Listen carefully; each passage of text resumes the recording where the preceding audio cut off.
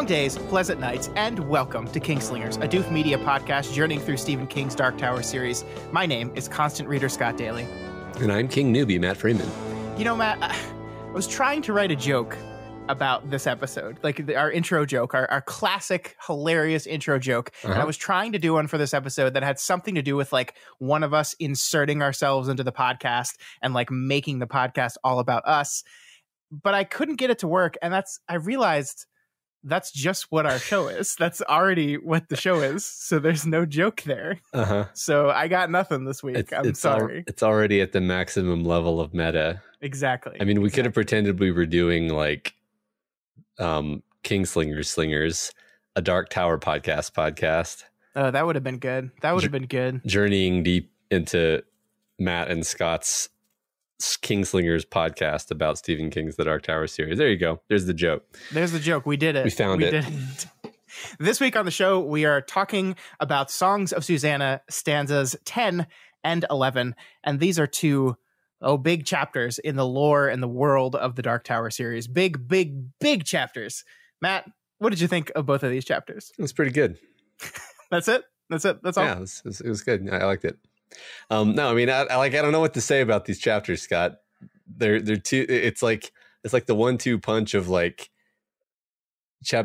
stanza 10. You're like, okay, I see what Scott means about this book being weird, and that's and then chapter 11 hits, or stanza 11 hits, and you're like, oh wait, okay, oh wait, all right. Shit's getting even weirder. It's even weirder. And you know, the thing is, like, I've been on some level expecting it for a long time, and it's pretty weird.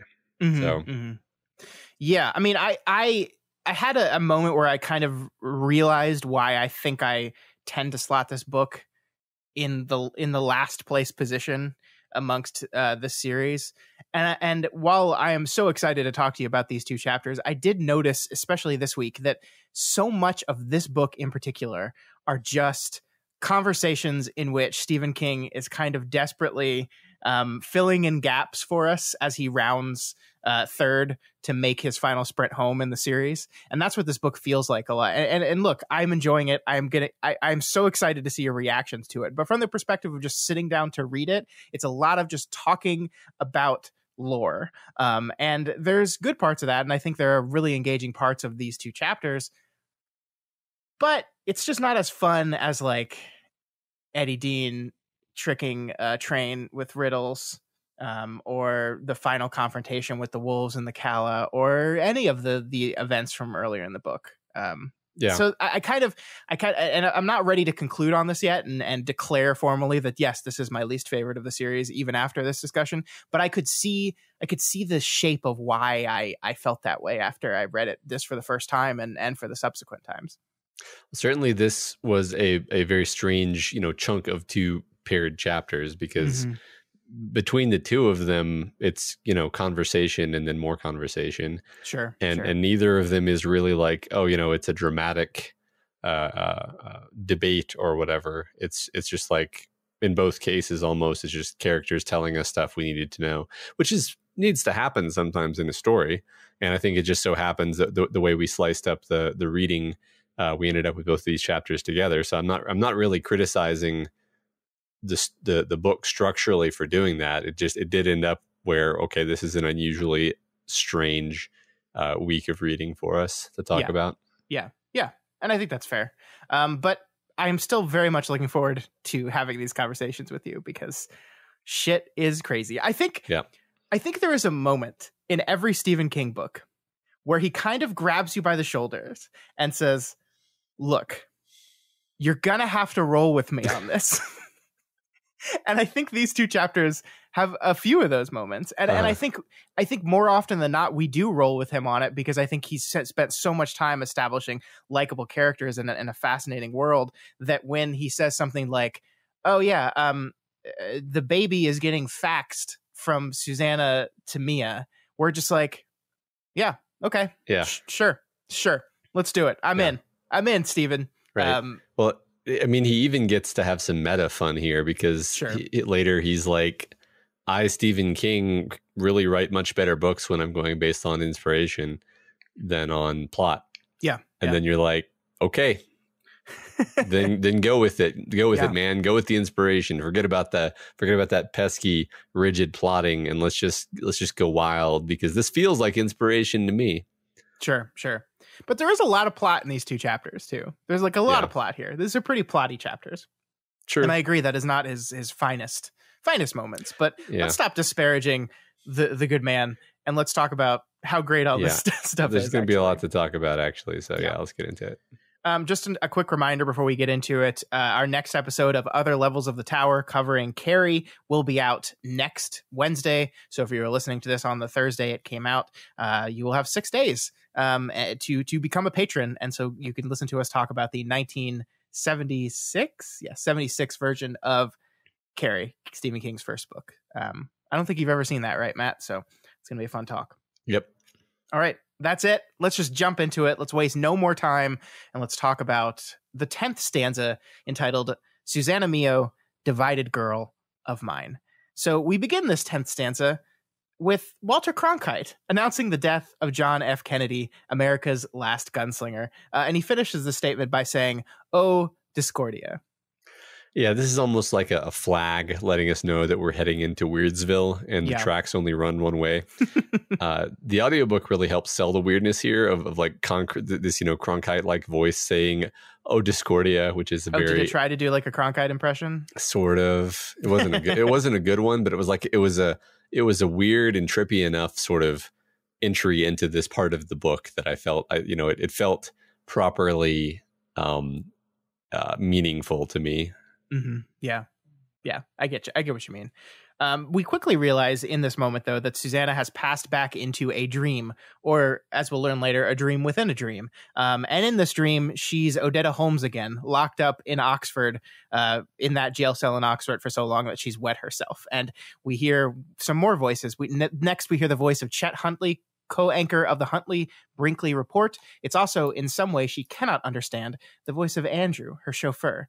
Diem and New are dead, says the voice. Now do slip the dogs of war. The tales of woe begins. From here, the way to Jericho Hill is paved with blood and sin. Ah, Discordia, char you tree, come reap. We've kind of come full circle with Susannah here, right, Matt? The first time we met her, she was with her chauffeur, Andrew, discussing the death of JFK as the last gunslinger. The Diem brothers are also brought up during this discussion. And she's thinking back to her recent trip to Oxford and the emotional toll she went through. And here we are again, right? Ka is a wheel. This time, though, the whole conversation is peppered with this Midworld speak. It's like Midworld has invaded this conversation. It's like the lines... the borders between the worlds are starting to come down a little bit. Yes, and it also feels very dreamlike the way that it happens. Yeah. But it actually, it sucks, but I'm also glad that we get to revisit this scene in the jail, even though it's in a dream. Because more or less it was only referenced previously. And to be honest with you, I never actually never fully imagined what it would have been like to be kept in a cell for so long that you had to piss yourself. Yeah. And, reading the scene forced me to imagine how miserable that process would be, how long you would try to keep yourself from doing it, how painful and even medically dangerous it would be to do that. And then you finally give up and, you feel the shame associated with that. Yeah. And, we've said many times books are empathy machines. And, I have to admit that the empathy aspect only really kicked in when King made me really sit with Odetta in that situation. So I guess I just wanted to point that out as something interesting where technically we've seen this scene before, but King actually really focusing on it made it feel very different to me. Yeah, it was so removed the first time we saw it, like it was Odetta remembering the event, not living the event, really. Mm-hmm. And this Susannah is kind of forced to relive this event. And I mean, it kind of makes sense structurally too, because she's right now imprisoned in her own mind. She's been locked away from everything. She has access to nothing. And so you kind of understand how these two moments in her life are kind of layering on top of each other here and near the end of this book. Yeah. King then goes on to predict the future, or at least the future from Odetta Holmes's 1960s perspective. We learn that Bobby Kennedy is dead. Kennedy's little son, Jack is dead. Martin Luther King Jr. is dead, and she doesn't understand what's going on here. But it's confusing her a whole lot. She's having a hard time believing all these things. But she finally gets herself together, and the text says she goes to the bars and grips them. Yes, this is Oxford town, all right. Oxford all over again. 2 men dead by the light of the moon. Somebody better investigate soon. But she's going to get out, and she'll fly away, fly away, fly away home. And not long after that, there will be an entirely new world to explore, with a new person to love and a new person to be. Kamala, come, the journey's just begun. Oh, but that's a lie.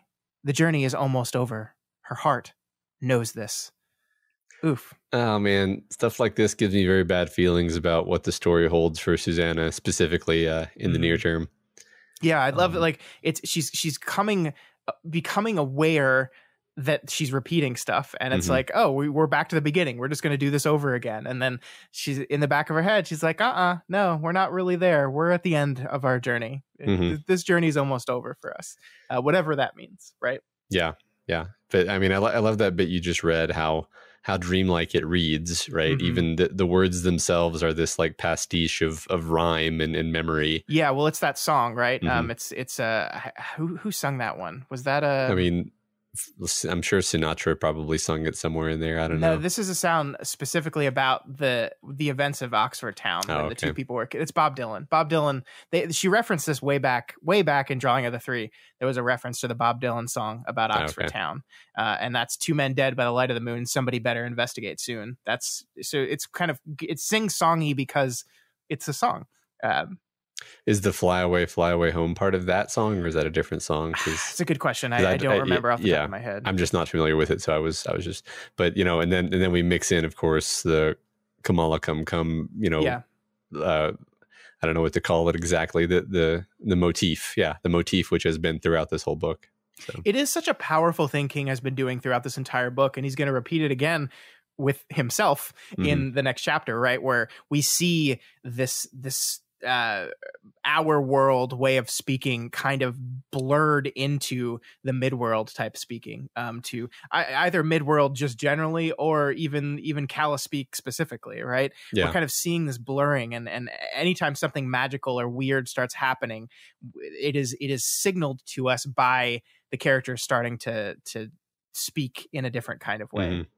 And that's sorry, go ahead. No, I was just going to say, I just noticed that throughout this whole podcast, we've been pointing out that Stephen King does this thing where he'll use repetition to kind of hammer something in. Like even way back in the Drawing of the Three, there was money talks and bullshit walks, which was, which when you think about it actually matters thematically. Anyway, yeah. I've been going on really long walks lately to like clear my head and get away from the world. And I decided to, because I don't listen to or read The Dark Tower enough, I decided that on these walks, I'm going to re-listen to the Dark Tower series audiobook this time, solely audiobook. So the last couple days I've been re-listening to The Gunslinger, and it strikes me, how early King did this thing where a character would start to sound like a different type of character. Like in the Way Station, one of the first things that happens to Jake when he is hypnotized by Roland is he starts copying the way Roland speaks. And that's kind of a signal that he is like falling under the hypnosis. And then later in that book, it becomes a signal that he is kind of warming up and bonding with Roland in some way. And it's interesting that he's carried this motif forward all the way through to this 6th book. And now he's like doing it much more pointedly and much more targetedly to specifically say something about the ways in which the worlds are blurring, especially when weird stuff starts happening. Yeah. Yeah. That's interesting. All right, Matt. So someone approaches Susannah sitting in the cell, and it's Odetta Holmes. And when Susannah responds to Odetta, she does so in Detta Walker's voice. Odetta here tells her she can only get herself out of Discordia, and perhaps more importantly, the A train doesn't stop at Christopher Street Station. Odetta Holmes says, "It never did." Whatever that means. So, I mean, there's a lot you can take from this. One of the things that I kind of chose to read from that is, we talked about the Bronx and Brooklyn and Co-op City, right? Well, perhaps in the quote-unquote real world, the A train does not stop at Christopher Street Station. I looked it up. It doesn't now. I mean, the train stuff changes so much. It's been 20 years since this book was written, almost. So Mhm. there is no Christopher Street Station stop on the A train. Okay. So perhaps that's just that's King playing with another little one of his quote unquote mistakes that have made the difference between where Odetta comes from and where the key world is. Yeah. I mean, if we're going to be super practical about things and force me to make a crazy prediction, which I know people love at this point, I will just say that they tell Mia, go to Christopher Street Station. And then Susannah says, oh, okay, get on the A train. And that guaranteed not to take her there. But she doesn't know that. That's fun.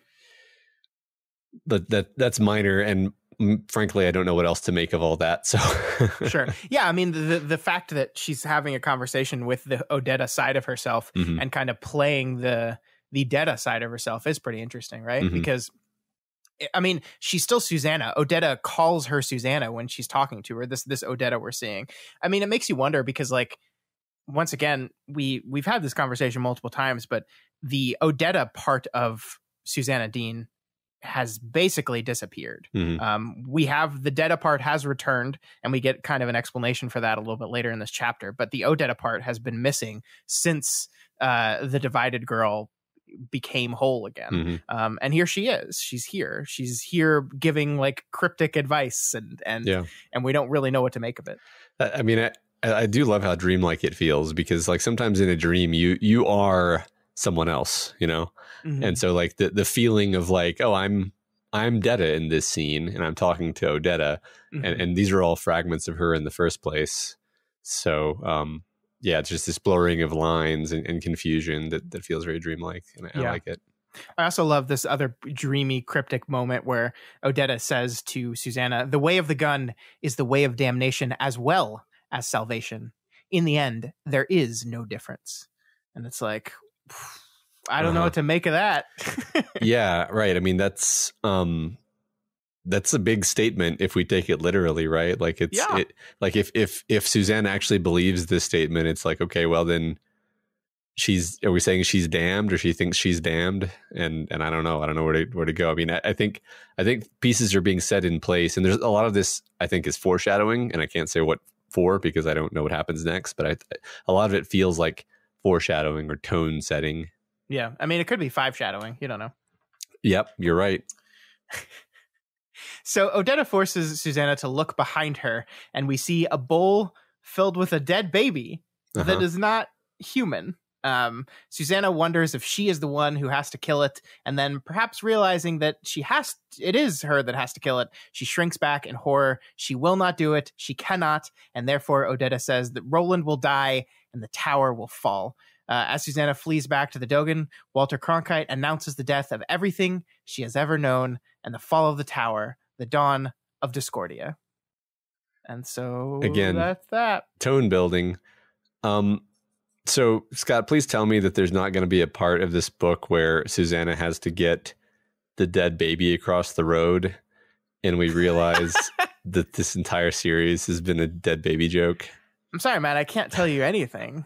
It's the rules. Okay. It's the rules. I can't. Great. I understand you want me to reassure you. I get it. That would be pretty funny, actually. Anyway, yeah, I just wanted to mention, like, I'm actually often by default annoyed with dream imagery parts of stories because usually you're just confused the whole time.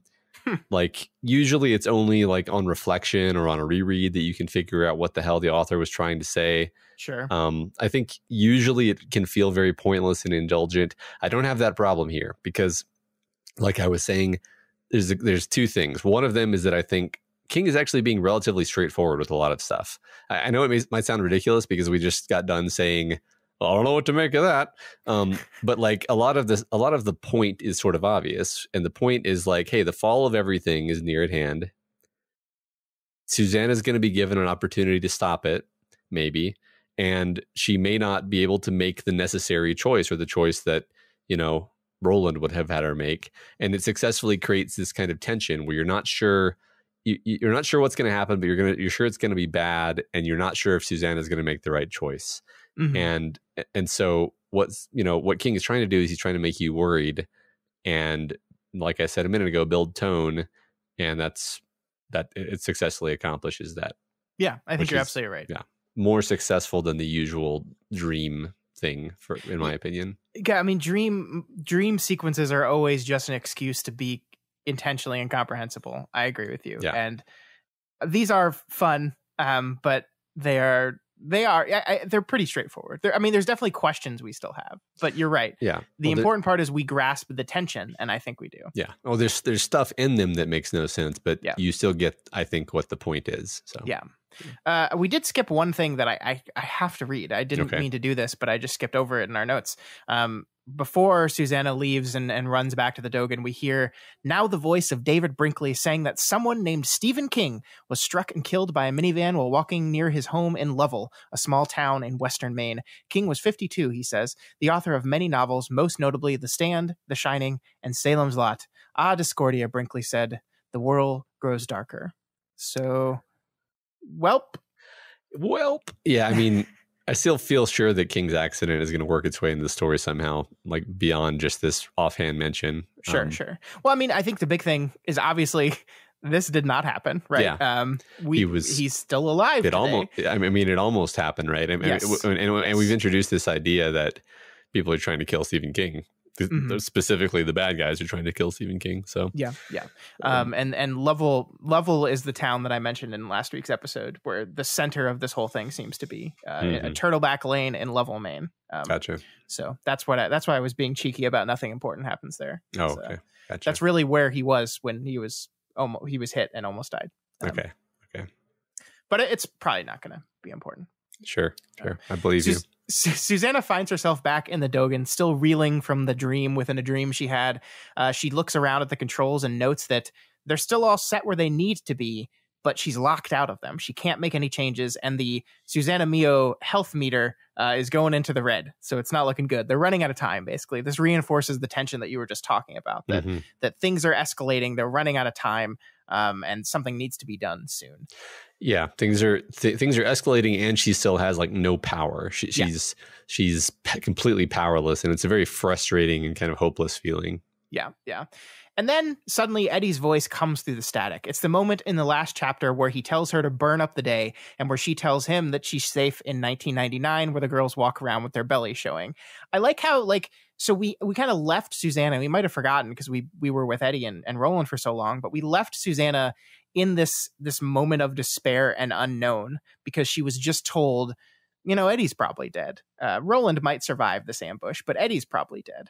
And I kind of like how King doesn't let that drama hang for too long, because it's just not like, we know the truth. So it's not as fun for the reader to have a character in that kind of dramatic irony for a long extended period of time. So he just kind of lets Susannah know Eddie's safe. Eddie's okay. He's not dead. Yeah. I mean, I think we've talked more than a few times on here about how, like, I don't particularly like the kind of drama where something the character doesn't, nor where the character knows something you don't. And so King just kind of gets us back on the same page pretty quick and efficient here.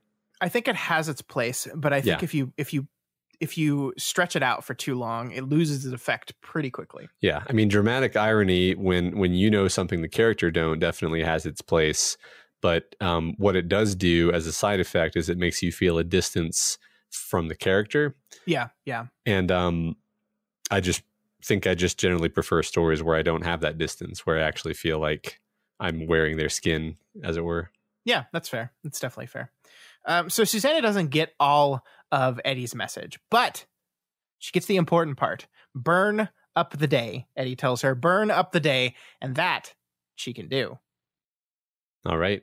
Yeah, I mean, this directive to kill time ends up working really well for us story-wise, because it provides a good excuse for a lengthy and necessary conversation full of exposition that we were really kind of needing.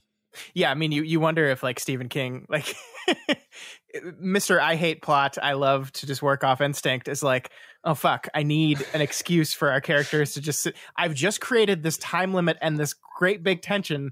I need a reason for our characters to sit around and just talk to each other so I can get some shit straight before we move on. What do I do? burn up the day, Stephen. Just burn up the day. Yeah. I think it's really great. Yeah. So Mia, Mia in charge of the body, walks into the lobby and finds a hotel absolutely swarmed. It's the busiest part of the day, and there's a giant group of what is very, very unfortunate Japanese tourist stereotypes. Like, I think just like this is just racism. Like, this is just racism, right? And I kind of want to talk to you about that for a bit, because I mean, the way they speak is described. I think there are insensitive things said about their eyes, skin color, just the way that King writes the dialogue of these Japanese tourists. It is like, it's not, to me, it's not just, ooh, this didn't age well. To me, it's like, oh, this is targetedly, pointedly, intentionally racist.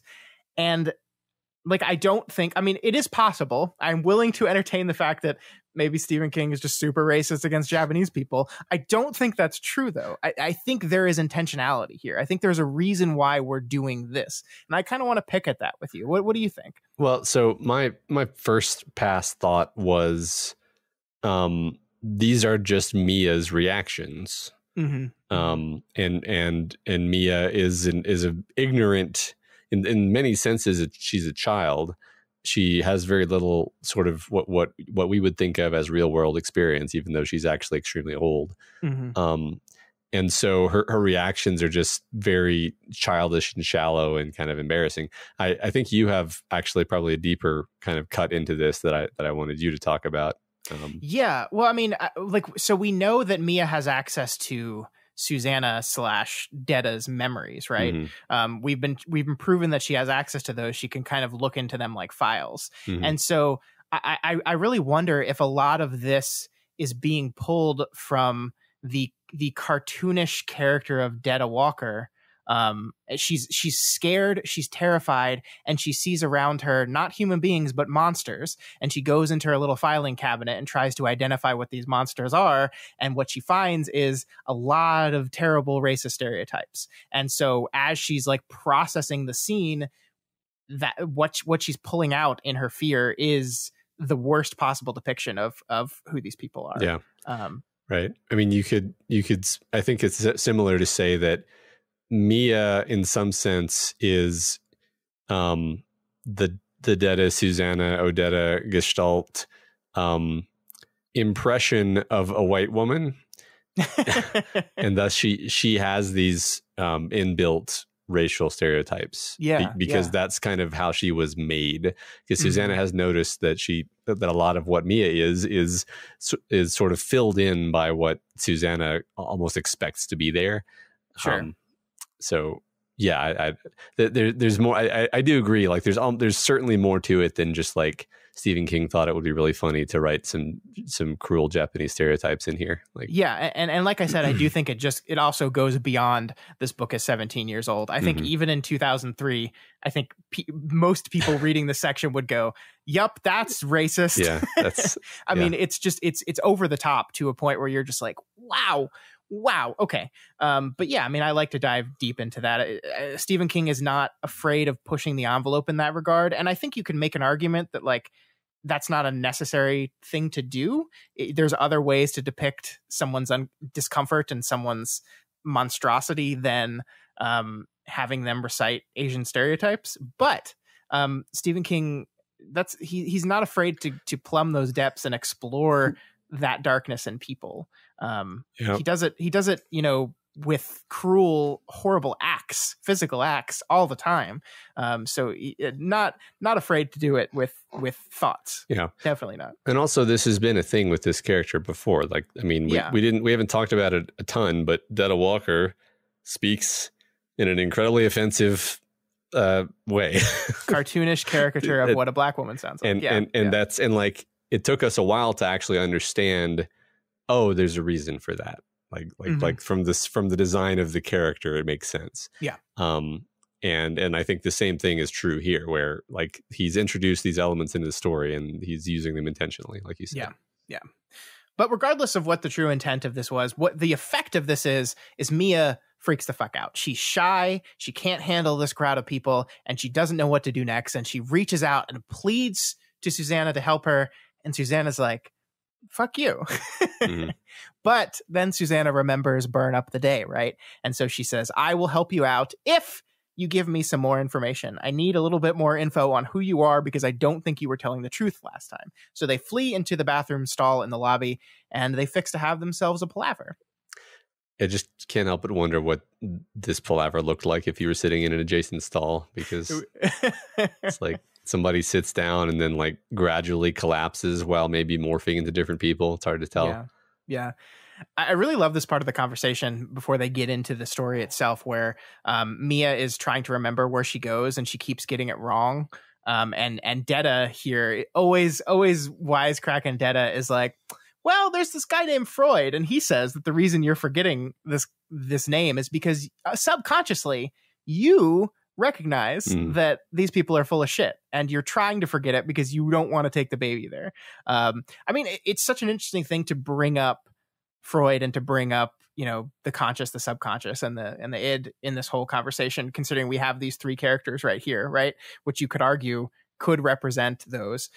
You know, we also have to go back to our dream of Detta Walker. Is that Susannah's subconscious speaking to her in this dream? Is that like the Detta is the subconscious version of Detta, sorry, is the subconscious version of Susannah that's coming and trying to say, hey, because like she says right here, some people say that subconscious is smarter, that knows things that the conscious mind doesn't. And so King is introducing us to us, and I think it just makes you go, I wonder. Yeah. It's interesting because if I were to kind of shake things up myself, I would actually say, you know, Detta is the id.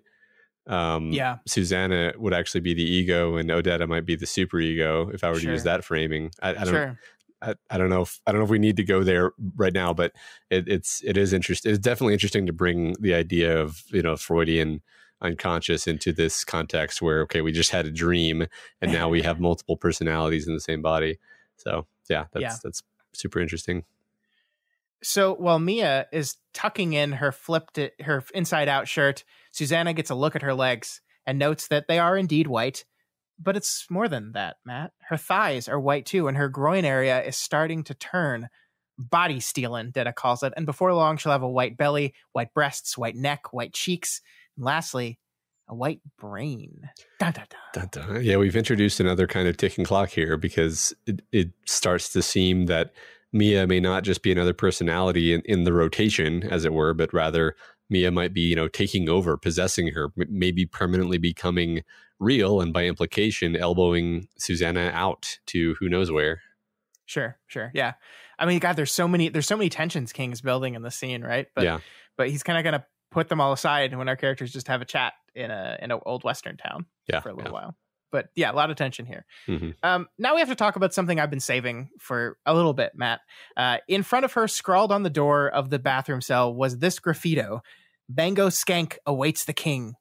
Who is this Bango Skank? Mia asks. I have no idea, says Susannah. Okay, so we got to talk about Bango Skank, Matt, because I don't know if you remember this, but this is not the first time we've seen this name. I mean, it sounds familiar, but I don't remember where from. So back in Callahan's story, one of the things he sees when he's at his lowest point in the jail cell is Bango Skank was here. And there are several, I think there was a piece of graffiti outside the Rose where Bango Skank was there as well. So it's just this name that has just appeared multiple times throughout these stories.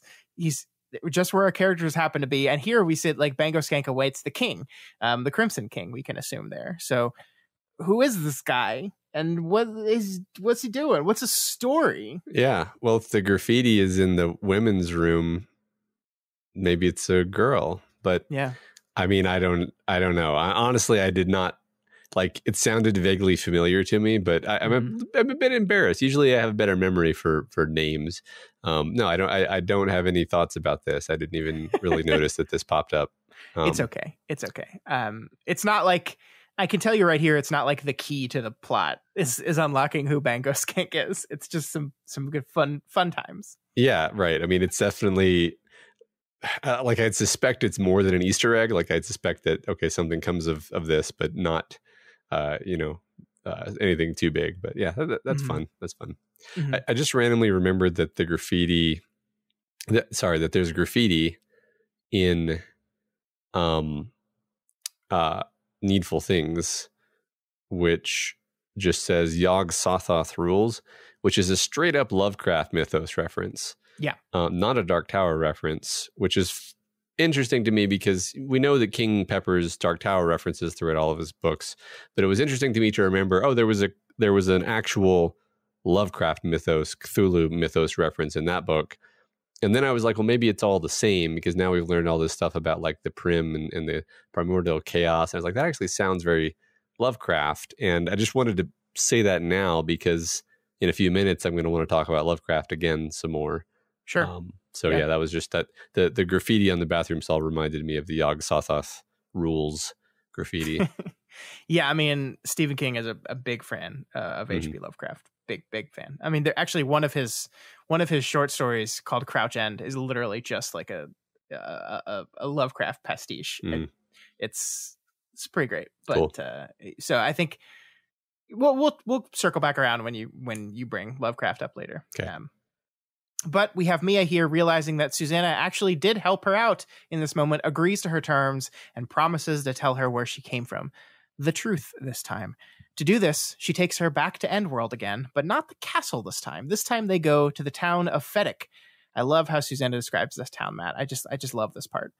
This was a little like falling into one of those tales, or perhaps into one of the Oat operas, adult westerns as they were called, on the still relatively new ABC TV network, Sugarfoot with Ty Hardin, Maverick with James Garner, or Odetta Holmes' personal favorite, Cheyenne, starring Clint Walker.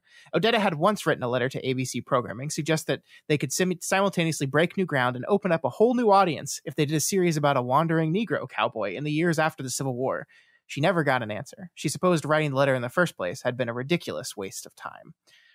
I just love this, first of all, because it is the perfect way to paint Feddic as this. It's just another Western town, Matt. We have another town in Midworld, and it's just another Western town. And I like Susannah even points out the fact that having this Western town right next to this like this medieval castle thing doesn't make a lot of sense. She's like, I thought this town would look more like that castle, but no, it's just a Western town. Yeah. And I also just love that little break about little innocent Odetta that hadn't quite learned the way the world worked yet, where she was just honestly giving ABC a new idea, a great idea that they would never actually listen to. Or they would in, the 2010s perhaps. Yeah. Theoretically. I mean, the whole thing about the Western, something we haven't really dug in on in a while. I mean, Gilead was the same sort of, okay, we've got gunslingers, we've got Western elements, but, they also seem to have lived in a castle. Like Roland's family lived in a castle, but they had 6-shooters. And so there was this juxtaposition there as well. And I guess the only thing I wanted to say to elaborate was like, I was remembering in Lud, how like they had this giant statue of the gunslinger. And it was like, clearly whatever this weird midworld culture is, they sort of like have elevated the aesthetic of the gunslinger into like, this is it, the gunslinger, the Western aesthetic. This is it. And like, they've sought to copy it across all sorts of different environments and times, regardless of whether it made any sense. And I guess I was just noticing that out loud. I don't know, like that's to me the big question is like, but why? Like, is it just because it's their cultural heritage, or is there some other reason? But yeah, I just wanted to mention that. Yeah, no, that's really cool. I like kind of trying to pick at that and see like, where did this come from? Why are they like this? Why do we have this town with robots, with robot prostitutes, but also like it's a saloon, right? It's like, it's just, it's this weird thing, and it doesn't fully make sense, but you can kind of maybe see that this was a conscious choice that the culture at the time made. I mean, it seems to have been, right, either that or it's just this massive sort of very improbable coincidence. So I do kind of hope we figure out which one of those it is at some point. Sure. Then we get this great conversation here where Mia asks, is the other one with you? The nasty one. Detta, she meant. Of course. She's always with me. She's a part of me just as your chap is a part of you. Although how Mia could be pregnant when it had been Susannah who caught the fuck was something Susannah was still dying to know. And she'll find out soon. I'll soon be delivered of mine, Mia said. Will you never be delivered of yours? I thought I was, Susannah said truthfully. She came back, mostly, I think, to deal with you. Ooh. Yeah. I'm fascinated by the idea that maybe Detta was like gone, but Susannah needed her to deal with Mia. It's interesting because like it implies that Detta can do things that Susannah, who we know is very capable, cannot do. Right? Like Susannah's smart, Susannah's crafty, Susannah's resourceful. Why does she need Detta? Like Detta's not a super genius relative to Susannah. What can Detta do that Susannah can't? I guess, and that's why I'm sort of fascinated by this possibility. But I think we've seen the things that Detta can do, because I think that Detta has caught on to stuff that Susannah hadn't caught up with yet, and pointed Susannah towards truths. I mean, like the whole other conversation, who was it that was calling out Mia on her lies? It was Detta, not Susannah. Like it was Detta. Like Susannah had a whole conversation with Detta, in the middle of her talking with Mia the last time, where she's like, all right, let me tell you like what's really going on here, because this is obviously bullshit. This is bullshit. And she just cuts to the quick of Mia in a way that I don't think Susannah can. And I think it's specifically, the chapter gets into this really specifically, but this baby is at least partially Susannah's, and she at least partially has some attachment to it. We've said multiple times now, Detta has no such attachment. And so Detta is able to see the situation a little more clearly than either of these other two women can. Good point. Yeah. So yeah, I guess I'm having trouble boiling that down to like a bullet point of like, this is what Detta adds. But yeah, I think I agree with you there. Cool. So we learned that Fedek is where the wolves brought the children in the past, and where they would have brought them again if our gunslingers hadn't stopped it. But Mia has to just get a little dig in here, right? She says, and will bring them again, for the king's work will go forward after this disturbance raised by your friend the gunslinger has passed. I have no doubt of it. So Mia, a little confident there that the wolves, they're just going to happen again one day. Because, I mean, the other thing we learn is that, like, Susannah asks, is this where the children from Caliban Sturgis come? And Mia's like, yeah, there. And all the other Callas, too. Because this was not just happening to this town. It was happening to every town in the Crescent. And while we have defeated the wolves, did we defeat all the wolves? All of them? Forever? Did they all go at the same time? Were there only like 40 wolves and they just like cycled through the different Callas? We don't really know. But Mia here speaks confidently about, you didn't stop anything. You just delayed it. Yeah, that is interesting. And I thought that for some reason Caliban Sturgis was like uniquely singled out, but I don't know if I have any evidence for that. So, and Mia's saying that's not true. So I guess I should just believe that. But yeah, no, it's very depressing, right? And you kind of, first of all, it's demoralizing because you're like, well, was that all for nothing? But then you're like, well, what that means is that if you really want to win, if you really want to stop the wolves from coming back, you have no choice but to defeat the Crimson King and, end this once and for all, one way or another. So I think that's kind of where it pushes you emotionally. Yeah, definitely. Susannah's response to this is that Mia is just being cruel. But Mia responds that, look, everyone's got their job. It's just Ka. And I love Susannah's response to that. It's perfect. And I wish she had been saying this to Roland every time he said it. It's wonderful how everyone seems to think they know just what Ka means for them. Don't you think that's wonderful?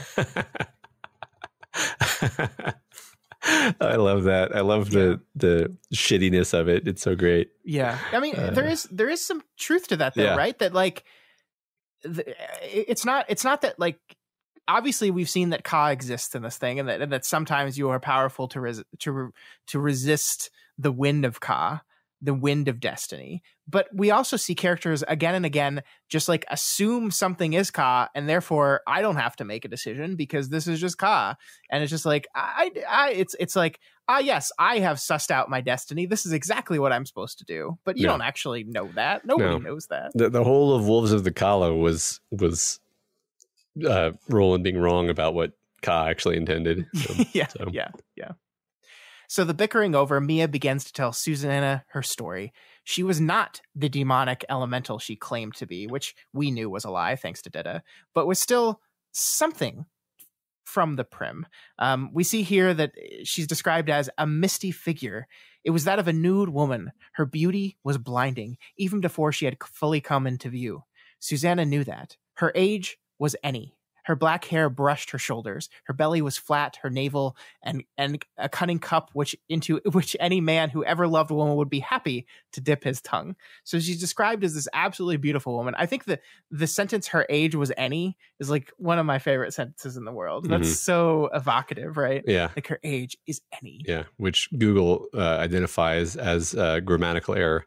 Yes, yes, right. Our script right now is telling us you did that wrong. Are you sure about that? Yeah. Yeah. Yeah. So basically this unnamed, this ageless, nameless creature would appear to any man and fuck him, sometimes to death. So we see that Mia is or was a kind of succubus, right? Like we had that demon oracle way back in the Gunslinger that we thought was a succubus, but that was not. But Mia seems to actually be one.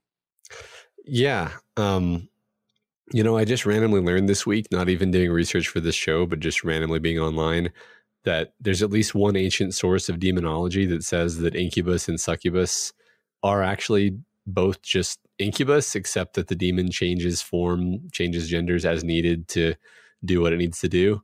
Hey, well, that sounds familiar. Yeah, right. So the hermaphrodite, gender switch aspect of this type of demon was apparently not made up by King. So that's interesting to me. The important thing here is that my Mia equals Susan theory has been dealt quite a blow. Quite a blow. Sure. Yeah. Doesn't seem like it, right? Yeah. But Mia is nice enough to give us a little bit more information. She says, once he knew a bad man named Amos de Pape, brother of the Roy de Pape who ran with Eldred Jonas in Magus. Your din believes Amos de Pape was stung to death by a snake, and in a way he was, but the snake was me. That's great. It's just a fun little Easter egg for you there. Thanks, Mia. Yeah. So we haven't talked much about King and sex in his Dark Tower universe in a while. But this seems like a good place to kind of jump back into that, because Mia serves as kind of another important figure in that whole thing, right? Yeah, absolutely. So she comes from the Prim, what I'm thinking of as the primordial chaos, the disordered fabric within which the Dark Tower and its order and its structure operates. And so she just wants to fuck dudes to death. But then she also wants a baby as soon as she first sees a baby. Yeah. So there's this interesting sort of bridging or dual of the idea of, the pink sex, violence, magic axis and the red love, goodness, creation axis within this one character, because clearly, she's a demon. She's a creature from the outer darkness. She lives most of her life as this predatory, Stephen King monster, basically. Then as soon as she sees a baby, it's like she always had this, this red nature, this ability to, love and want to create within her the whole time. Yeah. But she just physically can't do it, which is a sort of, terrible tragedy ultimately. So I don't know. I think it's a really, really interesting spin, and it really speaks to a lot of the stuff we've been saying about the cosmology and the nature of, how he uses sex and how he uses his ideas of sex and love and so forth. Yeah. I mean, it makes me think back about old Sylvia Pittston, right? Who was also pregnant with some sort of child of something. We don't really know, right? We just know that Roland killed it before he left town. And so like how does Mia's child relate to Sylvia Pittston's child? Like Pittston even says that like this will be the Antichrist. This will be the prince of the Crimson King. And now we see here that like Mia's kind of claiming that as well in a certain way.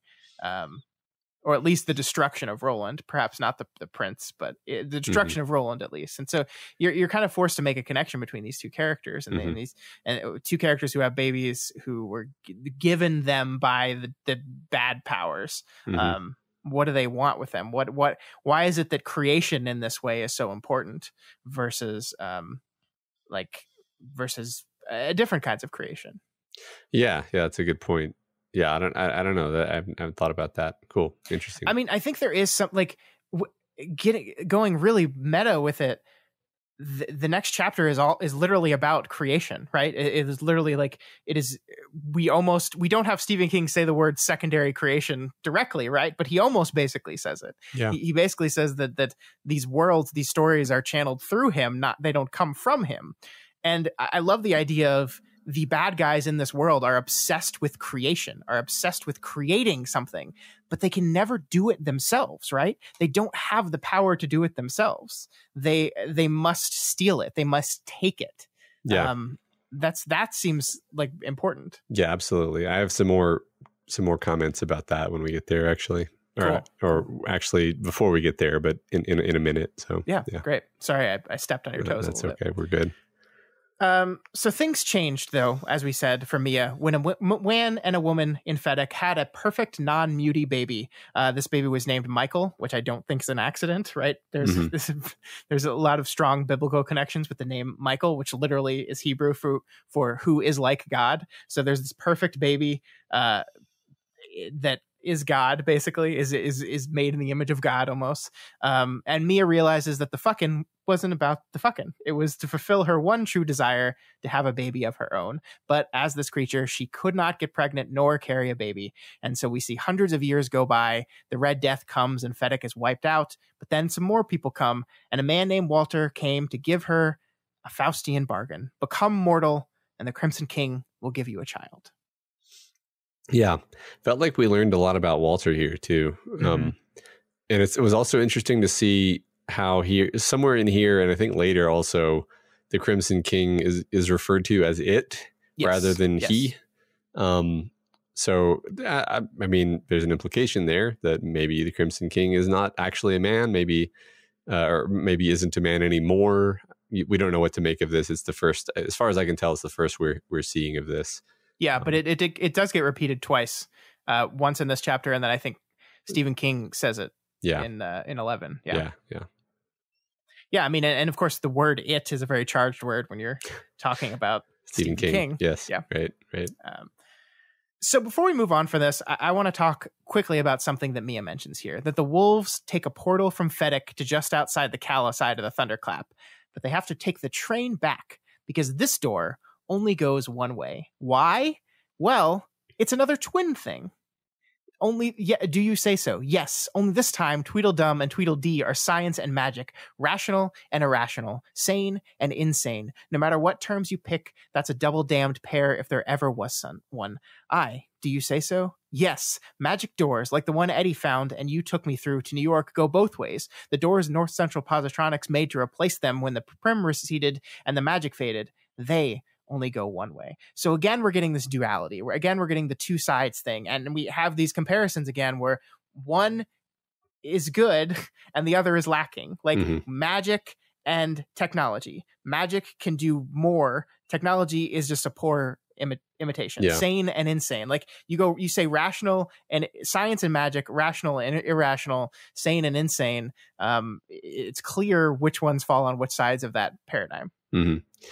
Yeah, and this is where I wanted to add some more color to that discussion of, you know, what is going on with the idea of creation. Sure. Because, you know, we've wondered for a while why robots? Why are there so many robots and AIs in this story? And, you know, I think the answer is, well, one of the things that you're going to try to make with technology is life. This has always been true in science fiction, and it's true in science fact as well, that, you know, we are trying to do this. Yes. And within this story, it seems like all the life that they made with technology was, well, I guess ultimately evil. Like I don't know if Blaine or Andy were necessarily always evil. but they clearly became evil. Mm-hmm. Maybe they were driven insane by being immortal, you know, maybe, or maybe they were just treated like garbage because they were basically slaves, and that drove them to become evil. But in any case, like they're not proper life. They're technology. They're technology life, right? They're robots. So they're sort of like halfway alive, and so it's sort of like this door where you can, it's a portal. It's a magical portal door, but it only works in one direction. So it's like it's kind of like how these AIs are. Like, they're thinking machines. They're alive, but they're insane. They kind of work halfway. They're kind of more pink than red. Yeah, and I think this extends to just about everything, right? Because we you get told a beam held up by magic lasts indefinitely. A beam held up by technology failing. A life held up by magic doing good. A life held by technology failing. This is very Tolkienian, right? I can't believe I'm the one bringing this up, but this is like one of the. I think the only reason I'm bringing it up is because you brought it up last week, and we're just circling back around to it again. But one of the big things in Tolkien and his creation myth was this idea of only God can create, right? Only Iluvatar created the song. No one else, and that was the big divide between Melkor and the rest of them, right? That Melkor wanted to be able to create, right. And he was very upset that he could not create life on his own. He could not create things, and it drove him insane. And that's what he sought after, and that's what led to his turn to darkness. And so this is kind of a play off of that same idea, right? That these people yearn to create something. They want to create their own kind of magic and technology and in quote unquote rationality. And it is just a pale imitation. It doesn't stand up. It doesn't work. And it's leading to the downfall of everything. Yeah, I like that a lot. And ultimately, Melkor could not actually create. It was all within the plan. And also, every time, like all Melkor or Melkor's servants could ever do was corrupt. So you end up with, the orcs and so forth, and you end up with, when you think of technology in Lord of the Rings, you think of the goblins and orcs and their, their mining technology and their explosives and their weapons and their, the goblins are great ones for technology within the world of Tolkien.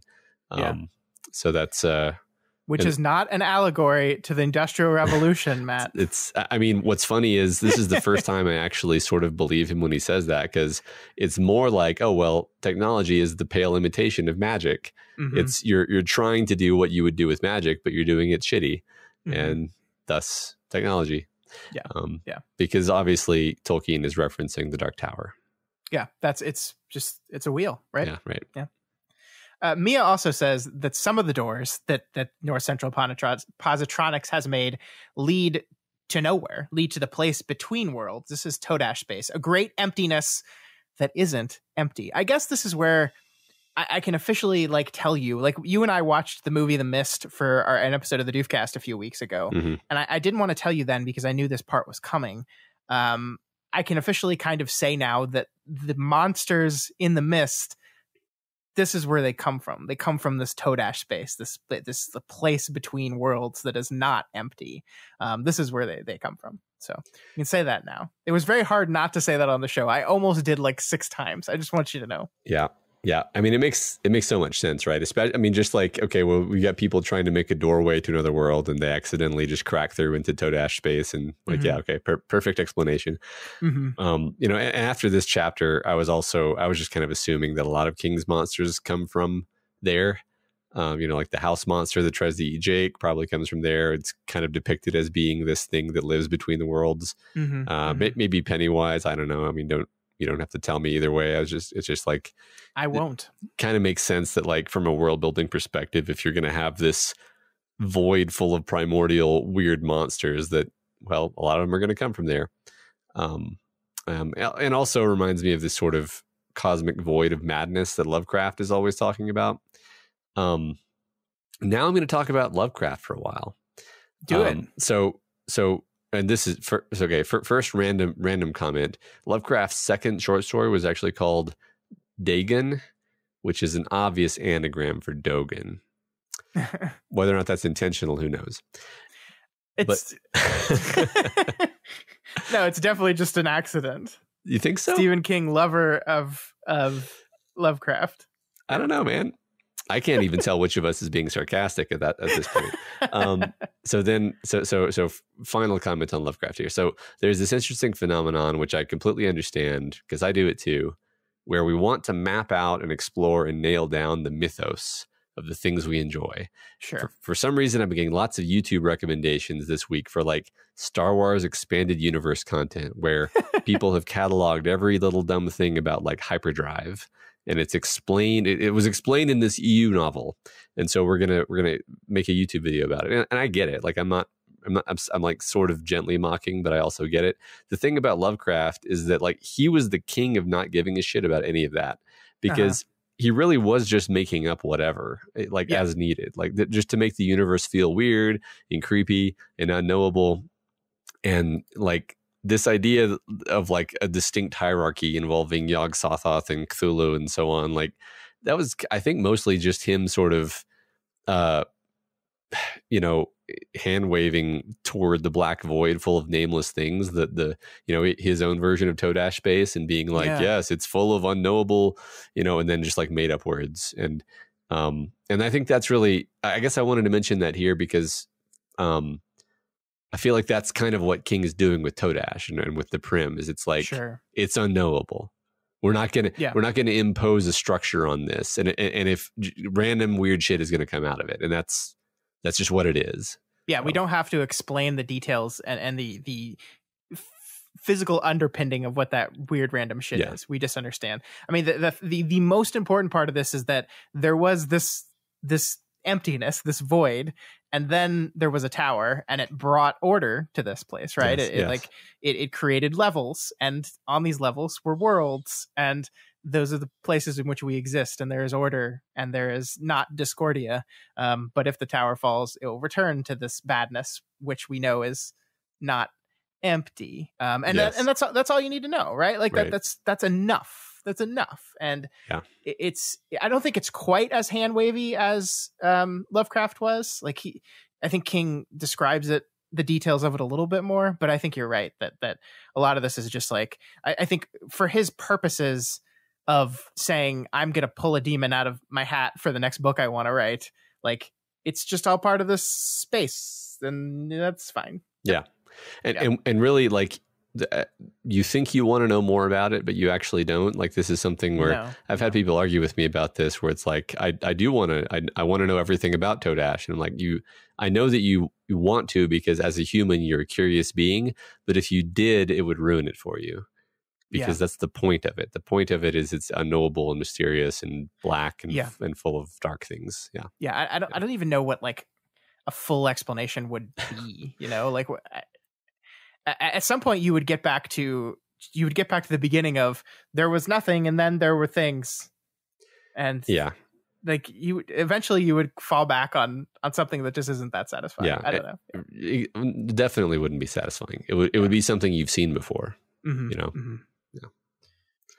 So we learn here that Walter takes the Mia demon into the Fedic Dogan, and somehow, using possibly a combination of magic and technology, transforms her into a human, into Mia.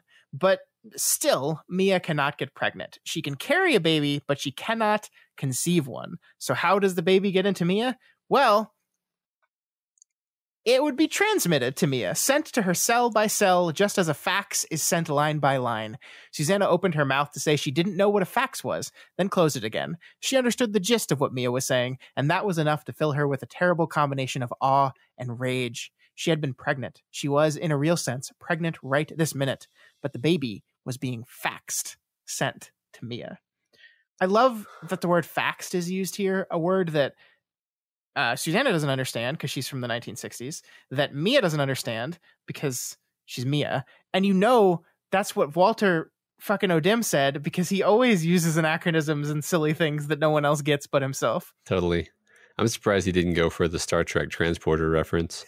But, I mean, honestly, like at this point, it's such a boiling the frog type of weird that you're just like, yep, okay, faxing the baby. Got it. Right. That's kind of what I meant at the beginning of the show, right? That it's just like, sure, whatever. Yeah.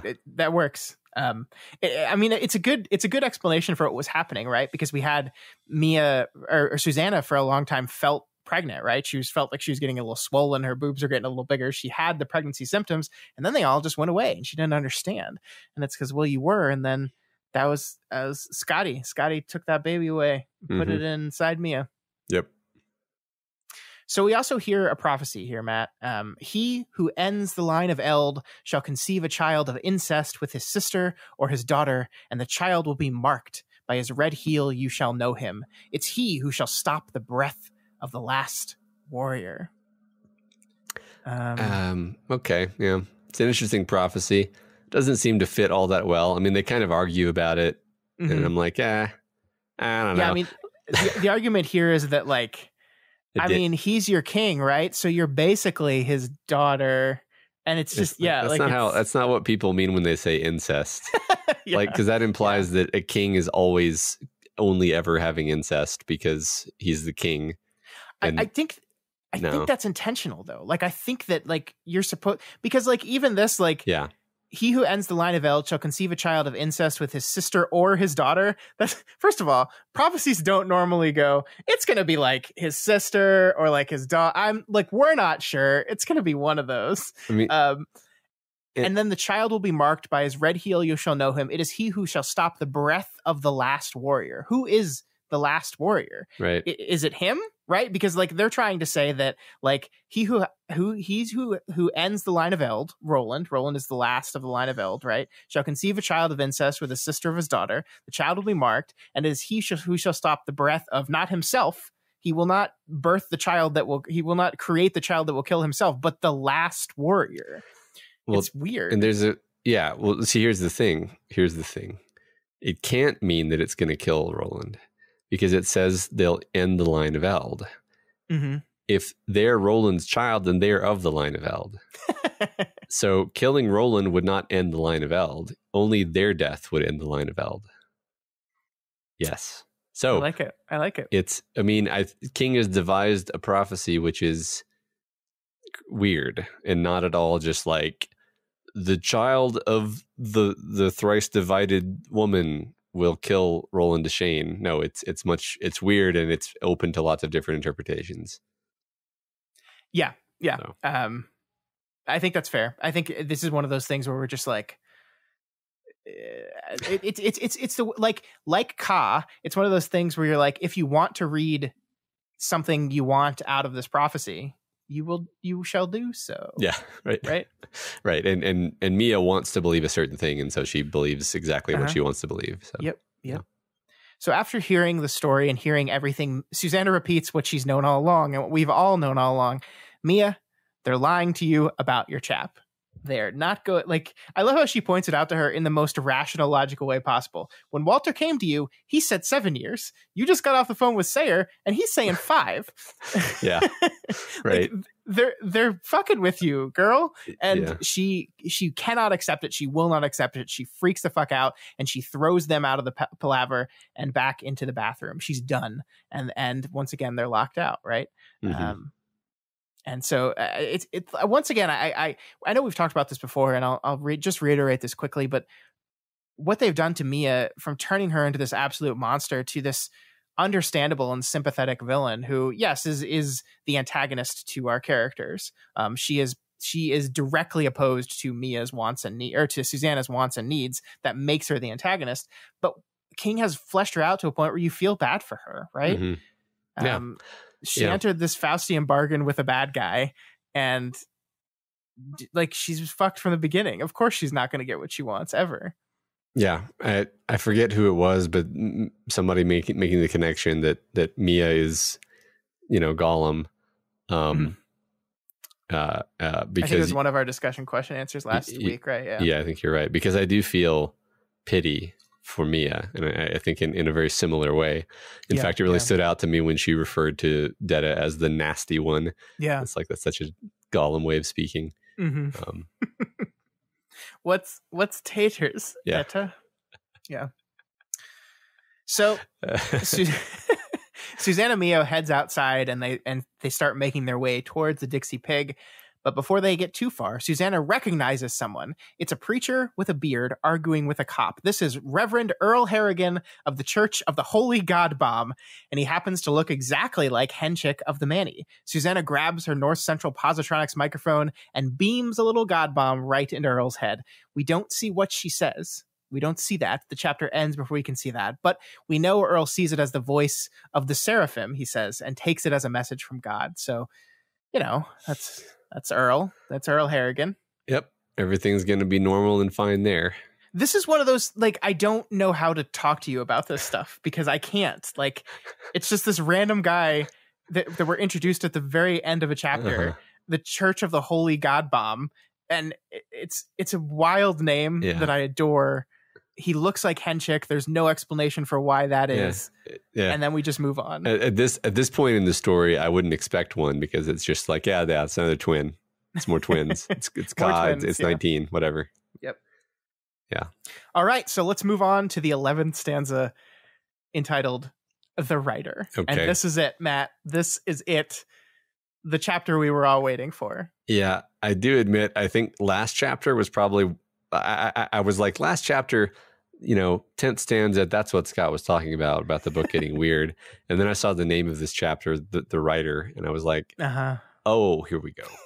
Here we go. The funny thing is, I don't know if this conversation about this chapter is going to take 10 minutes or an hour because I don't know what to say about it, but we're gonna do our best. Yeah, I mean, full disclosure, folks, my notes for this chapter are literally just blocks and blocks and blocks of quotes because I just kind of want to read them and present them to Matt and go, Matt? There's a lot going on here. I think one of the things that's happening is Stephen King is now in his story. And we can see what he's doing, right? We can kind of see why King has put himself in his story plot-wise. We haven't really gotten to the point where we see why it's done thematically. So I just don't know if there's a lot to say about it without just being huh? Yeah. Well, but we'll see. Yeah, I mean, you may get a lot of entertainment out of hearing me go, what? We're gonna see. It's gonna be a exploratory mission for everyone. Yeah. So let's do it. Let's do it. We begin stanza 11. The Writer with Eddie and Roland entering the town of is it Brighton or Bridgeton? I don't remember. I'm going to say Bridgeton. Okay. And our main listeners can slap me. Okay. And they're greeted with a song, not just the singing, but the gathering of power. It lifted them up like some crazy, wonderful elevator. Eddie found himself thinking of Tinkerbell's magic dust and Dumbo's magic feather. This was like drawing near the rose, and yet not like that. There was no sense of holiness or sanctification in this little New England town, but something was going on here, and it was powerful. So they describe this as kind of the anti-Todash. If Todash is the space between things, then this makes it the space in the middle of all things. Mm-hmm. Not the tower per se, but perhaps also the tower in a way. Yeah, it's a little bit of the beam and a little bit of the rose and a little bit of maybe its own thing. Mm-hmm. That was my feeling. Yeah. But our two characters realize they're about to meet a god, perhaps capital G God himself. And they're both absolutely terrified. Roland is afraid of his quest coming to its end. Eddie is afraid of what awaits them. But they have no choice. All things serve the beam, right? All things. And I love this part where he says, he wondered if Moses had felt like this when he approached the burning bush, which contained God. He wondered if Jacob had felt like this, awakened to find a stranger, both radiant and fair, in his camp, the angel with whom he would wrestle. He thought they probably had. He felt sure that another part of their journey was about to come to an end. Another answer lay up ahead. A fun thing about this story is there's actually if you look into Jacob wrestling the angel, there's actually differing beliefs on whether Jacob was wrestling God himself, an angel of God, or just a dude. Okay. And there's actually amongst the different faith, there's a lot of dissenting opinions about what that was, because there's some translation disagreements of some people think it was a man, some people think it was God, some people think it was an image of God. It's not clear. So I think this fits really well in what's about to happen in this thing, where our characters are walking up kind of expecting to meet God, and what they meet is this tubby dude. Absolutely. With a beard. Absolutely. I mean, I really love the buildup, and we're gonna be hitting on this for a few more minutes, I think, just like because I was like 95% confident that King was going to do exactly what he does here, where he's not some radiant, perfect angel like they're expecting. But let's just keep going. Yeah. I love this part where Eddie says, "Man, I'm so scared," and Roland reached out and briefly grasped his hand. Such a moment, like where even Roland is admitting that he's terrified by just this small act of holding the hand of his teammate. Yeah.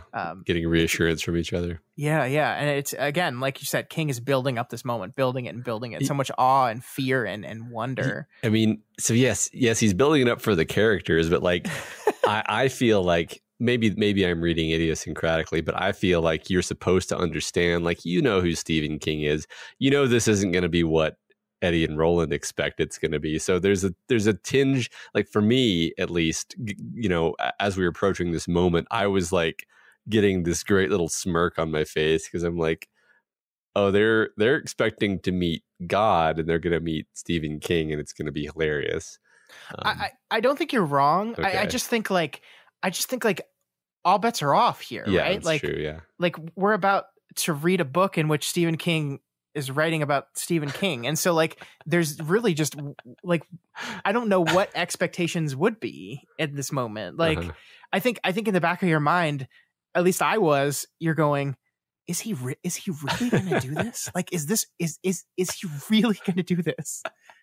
Yeah, right. I mean, because even I knew we were going here, but I didn't know what it looked like. You know, like for all I know, they see him, and then it's over. You know, I didn't know if they were going to have a conversation or what. So I think even I was like, what is it going to be? What is this really going to be? Is this going to be a conversation? Yeah. Let's get to it. Yeah. So right before the two get out of the car and go meet Stephen King himself, Eddie stops Roland to have a quick palaver. He's got an idea that was kind of the same thing you and I were talking about last week when we were talking about the stock market last week. He thinks that old Moses Carver, the name Moses appears again here, which is just perfect. It's just perfect. Should take the Holmes Dental fortune and join forces with their newly established Tet Corporation by, let's say, 1999, they could have amassed one of the greatest fortunes in the world. They could have enough money to just buy out Sombra Corp itself, right? They could just buy out everything. They could just defeat the enemy through capitalism. And Eddie says here, we have to remember that we're not just playing for 1977 or 1987, where I came from, or 1999, where Suze went. In that world, Eddie realized Calvin Tower might be dead, and Aaron Deepnow would be for sure. Their final action in the Tower's drama, saving Donald Callahan from the Hitler brothers, long finished. Swept from the stage, both of them, into the clearing at the end of the path, along with Gasher and Hoots, Benny Sleitman, Susan Delgado, Callahan, Susannah, and the TikTok man, even Blaine and Patricia. Roland and his quartet would also pass into clearing, be it early or late. In the end, if they were fantastically lucky and suicidally brave, only the Dark Tower would stand. If they could nip North Central Positronics in the bud, they might be able to save all the beams that had been broken. Even if they failed at that, 2 beams might be enough to hold the tower in place. The Rose in New York and a man named Stephen King in Maine. Eddie's head had no proof that that was indeed the case, but his heart believed it. What we're playing for, Roland, is the ages. Roland made a fist and thumped it lightly on the dusty dashboard of John Cullum's old Ford and nodded. Whew. Yeah, I mean, this is like the most hopeful thing we've read up to this point in the whole book, right? I mean, it almost strikes me as delusional just because when has a character ever dared to be this positive before? Like, I don't want to be cynical and be like, oh, Eddie's full of shit. But I mean, man, like that's a bold, you know, a bold plan there. Like, so, I mean, my honest reaction to some of this is like stories don't really let you take a narratively meaningless background element like the stock market price of Microsoft and just kind of like let the characters use that to win the entire story. I mean, I'm not saying they're not going to, you know, to be clear, the Tet Corporation might end up successfully protecting the lot and successfully making a company. Maybe they even buy out Sombra. But like Sombra is just a front for a bunch of vampires and Lomin and servants of the Crimson King, as far as I can tell. So like, in a sense, so what if you buy out Sombra, right?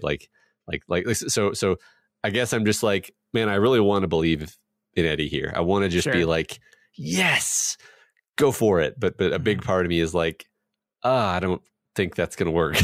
Sure. Yeah, fair. It's interesting though, because in this moment, we're told that there are two beams left holding up the tower, right? Mm-hmm. And Eddie just kind of comes to the conclusion that the representatives of those two beams, the tangible representations of those two beams, are the Rose sitting in that vacant lot in New York City and Stephen King himself, right? And again, it says Eddie's head had no proof that this was indeed the case, but his heart believed it, mm-hmm. right? Okay. So we just kind of declared that, right? We're now assuming, I suppose, that the rose represents a beam, which is not a thought that I think had really occurred to me before now. Yeah. And King himself represents a beam. Yeah. But something more as well, as we'll get to. I do kind of just like, I love Roland's like thump on the dashboard with his fist, like right. Always understated, but when he does something like that, it really kind of matters. Yeah. And they also discuss briefly here whether Stephen King is immortal or not. And Eddie says, I don't think he needs to be immortal. I think all he needs to do is write the right story, because some stories do live forever. Understanding lit up Roland's eyes. At last, Eddie thought, at last he sees it. So, yeah. Here we go, buddy. Yeah. Who needs to be immortal when your story can be immortal? What story is that, Matt? Why, The Dark Tower. Yeah. So which is interesting, because I had kind of figured like the reason why Roland seems so incurious about some of this stuff is because he already gets it. Like he got it before Eddie did, was my assumption. And now it actually kind of seems like he didn't get it until now, maybe. Yeah. He didn't really connect the dots until this very moment. Yeah, that's interesting. Yeah. So that decided the two get out of the car and go meet their maker. Literally. Yep. And so finally, at last, we meet Stephen King. And what is the triumphant moment? The song singing, the holiness in the air. They walk up to see Stephen King. He takes one look at him and he runs away. Yep. He runs right into the lake. Yep. Oh, God. It's so perfect. Yeah. This is why, like, you know, there's always going to be moments in which an author decides to write themselves into their own story where they're going to be accused of egotism, right? Like, that's just going to happen. But I think anyone reading this chapter just cannot lay that claim on Stephen King, because the character that he builds for himself is a schmuck. Yeah. Oh God, this is not how I was imagining this going, and it's so much more fun than I was imagining, frankly. Yeah. He's a coward. He's a weakling. Like, his own creation yells at him during the course of this conversation. It's wonderful. It's not ego. It's the opposite of ego. He's like taking shots at his past self. Yeah. Which is wonderful. So we see here, I just wanted to read the description here because it's just really great. He was wearing thick glasses with severe black frames. One bow had been mended with a bit of tape. His hair was either black or very dark brown. The beard was definitely black, the first threads of white in it startling in their brilliance. He was wearing blue jeans beneath a shirt that said the Ramones and Rocket to Russia and Gabba Gabba Hey. He looked like starting to run to middle-aged fat, but he wasn't fat yet. He was tall and as ashy pale as Roland. Eddie saw with no real surprise that Stephen King looked like Roland. Given the age difference, they could never be mistaken for twins, but father and son? Yes, easily. And of course, the irony of that is that the father and son that is meant here is Roland as father, Stephen King as son, right? Because Roland is an old man by this point. Yeah, I guess so, yeah. I always have a hard time picturing Roland because he's had like age jumps. I honestly don't picture him as being that old. He's an old man. He's got arthritis. Well, he's got arthritis, but also, like, I thought his hair wasn't even fully gray yet. But I don't know. We can figure that out later. Well, Stephen King's like 30 in this. Yeah, so yeah. Roland is definitely not younger looking than Stephen King. Right. Stephen King is just aging very poorly. Well, it's all that alcohol Yeah. that he sucks back in this entire chapter. Right. So there's really, this is the part where it from now on it gets difficult to really break this down. We're going to try our best here.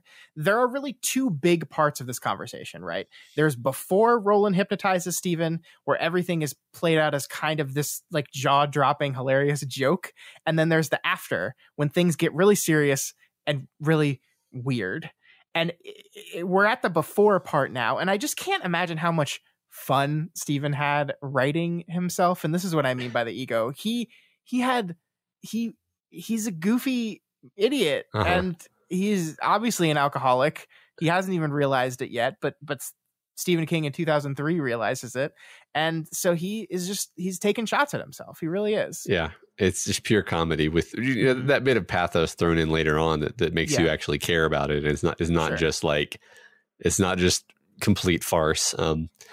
But he's the last thing our characters expect. Yeah. And that's what makes it funny. Although he is frankly pretty close to what I was expecting as we were coming up to this moment. But yeah, like you said, he's Stephen King with full self-awareness of his own flaws, his own silliness, his own emotional frailty, making fun of himself, probably being meaner to himself than anybody else would be. Right. You're your own worst critic when it comes to your creations. Certainly when it comes to yourself as well. Yeah. I'm sure there are the person he was back then is probably not one that Stephen King of 2004 is particularly proud of. Right. Yeah. And I think this comes through in the writing. Yeah. But I think he is proud of his stories still. And that's the complicated part of this whole thing. Which we'll get to that when we get to that. But they start asking him questions, right? And Eddie makes him say where Co-op City is. Stephen King gets it wrong, of course. I haven't researched this, but I do wonder if this is literally just Stephen King got it wrong. And someone called him out on it. And instead of like correcting it, he's like, I'm just going to write it into my story. Deal with it. That would be really, really great. We see him talk about the Faraday goose here, and we realize how much every character in the story sounds like Stephen King. Yeah. All of them do. Of course they do. Yeah, right. I think it's low-key him being mean to himself even more, because he's almost like, look, I'm not even creative enough to invent a dialect, much less a language like Tolkien. I just use sayings I remember from childhood. Right. Yeah, and the way he talks, like, yeah, it's perfect. Yeah. And then we get to the Dark Tower. You're an okay guy. It's your pal I don't much care for, and never did. I think that's part of the reason I quit on the story. That startled Eddie again, and he got up from the bed to cover it. Quit on it? Yeah. The Dark Tower, it was called. It was going to be my Lord of the Rings, my Gormanost, my... you name it. One thing about being 22 is you're never short of ambition. It didn't take me long to see that it was just too big for my little brain. Too, I don't know. Or, how do you pronounce that word? I think it's Outre? Outre, I think. Outre? Yeah. That's as good a word as any, I guess. Also, he added dryly, I lost the outline. Yeah. So I just wanted to let, like, the audiobook reader actually uses this like whiny and nerdy voice for Stephen King, which is perfect. The best. Yeah. I mean, that's like, I love him, but that's who he is. Yeah. He's a nerdy little weird dude with super thick glasses that looks kind of goofy. Yeah. Like that's who Stephen King is. And I think the awareness that he has for that is really good here. Yeah. I appreciate that. Yeah. Appreciate when people can be honest about themselves. Yeah. It makes me love him even more because I identify with him. Yeah. But I love how he's even admitting something. I mean, the part that I love about this is everything he says here, there's probably a little bit of truth to it, right? That, at one point he had this great idea for the Dark Tower and he wrote the Gunslinger and then he put it away because he just couldn't handle it. I love the little bit about the outline where he lost, where Eddie immediately thinks, oh yeah, you that was stolen. Someone took that from you. But then we learn later that it's the only book he's ever written an outline for, because that's not the way Stephen King works. He doesn't write outlines. That's not what he does. He's an instinctual writer. Yeah. He's a pantser. He's not a planner. But we then see this dusty black shadow hovering around Stephen King. Shout out to Insomnia. Eddie and Roland will later talk about how this means he's been marked for death, the Stephen King. But it's this ominous hovering thing around him. It's interesting because, I mean, he lives for, at least until 1999, depending on what the story chooses to do with him, and then he lives beyond that. So I was just like, I was a bit thrown off by like, what does it mean to be marked for death when we actually know he lives much longer? I don't know. I mean, it seems like, people are trying to kill him, right? Constantly. He says under hypnosis that he thinks like there have been multiple times when people have tried to take him out. So he's like literally been marked by something. Yeah. Yeah. Okay. Yeah, seems like I gotcha. King then goes on to tell the two the story of, he just tells them the gunslinger. Uh-huh. Oh, I remember it. It may be the best opening line I ever wrote. King set his beer aside, then raised his hands with the first two fingers of each held out and bent as if making quotation marks. The man in black fled across the desert, and the gunslinger followed. The rest might have been puff and blow, but man, that was clean. Once again, that's I think King knows when he has a good line, and he's proud of that line. Yeah. He's not as proud of the rest of the story, but he's proud of that line. Yeah. And I also like how the text here really highlights him. He sets down the beer to do this, but then he picks up the beer immediately. Like, it's really highlighting every time he takes a drink. Yeah. Really, really good. You're right. I mean, Eddie's sort of like, dismally tracking how many beers he's drinking was a great element of this chapter. Yeah. Yeah. And then King goes on to say, what I liked was how the story seemed to be going backwards. From a purely technical standpoint, it was very interesting. I start with you in the desert, then slip back a notch to you meeting Brown and Zoltan. Zoltan was named after a folk singer and guitarist I knew at the University of Maine, by the way. Anyway, from the dweller's hut, the story slips back another notch until you come into the town of Tull, named after a rock group. Jethro Tull, Eddie said. God damn it, of course. I knew that name was familiar. What about ZZ Top, Steve? Do you know them? Eddie looked at King, saw the incomprehension, and smiled. I guess it's not quite their win yet. Or if it is, you haven't found out about them. Roland twirled his fingers. Go on, and gave Eddie a look that suggested he stop interrupting. Anyway, from Roland coming to Tull, the story slips back another notch to tell how Nort, the weed eater, died and was resurrected by Walter. You see what buzzed me about it, don't you? The early part of it was all told in reverse gear. It was bass backwards. It's so fun. It's so hilarious to me because, like, do you remember us having a conversation about how cool that was structurally? I do. Like, that's all that was going on in my head at the time. Was in a few months we're going to be talking about how Stephen King makes that same argument. It's so. I mean, it's really hilarious because, like, this is the author being like, "Did you notice I did that? Yeah. Did you notice?" But also making fun of himself for being like that self-indulgent that he would point out to the readers, like, did you see how clever I was with the way I began that book? I thought that was very clever.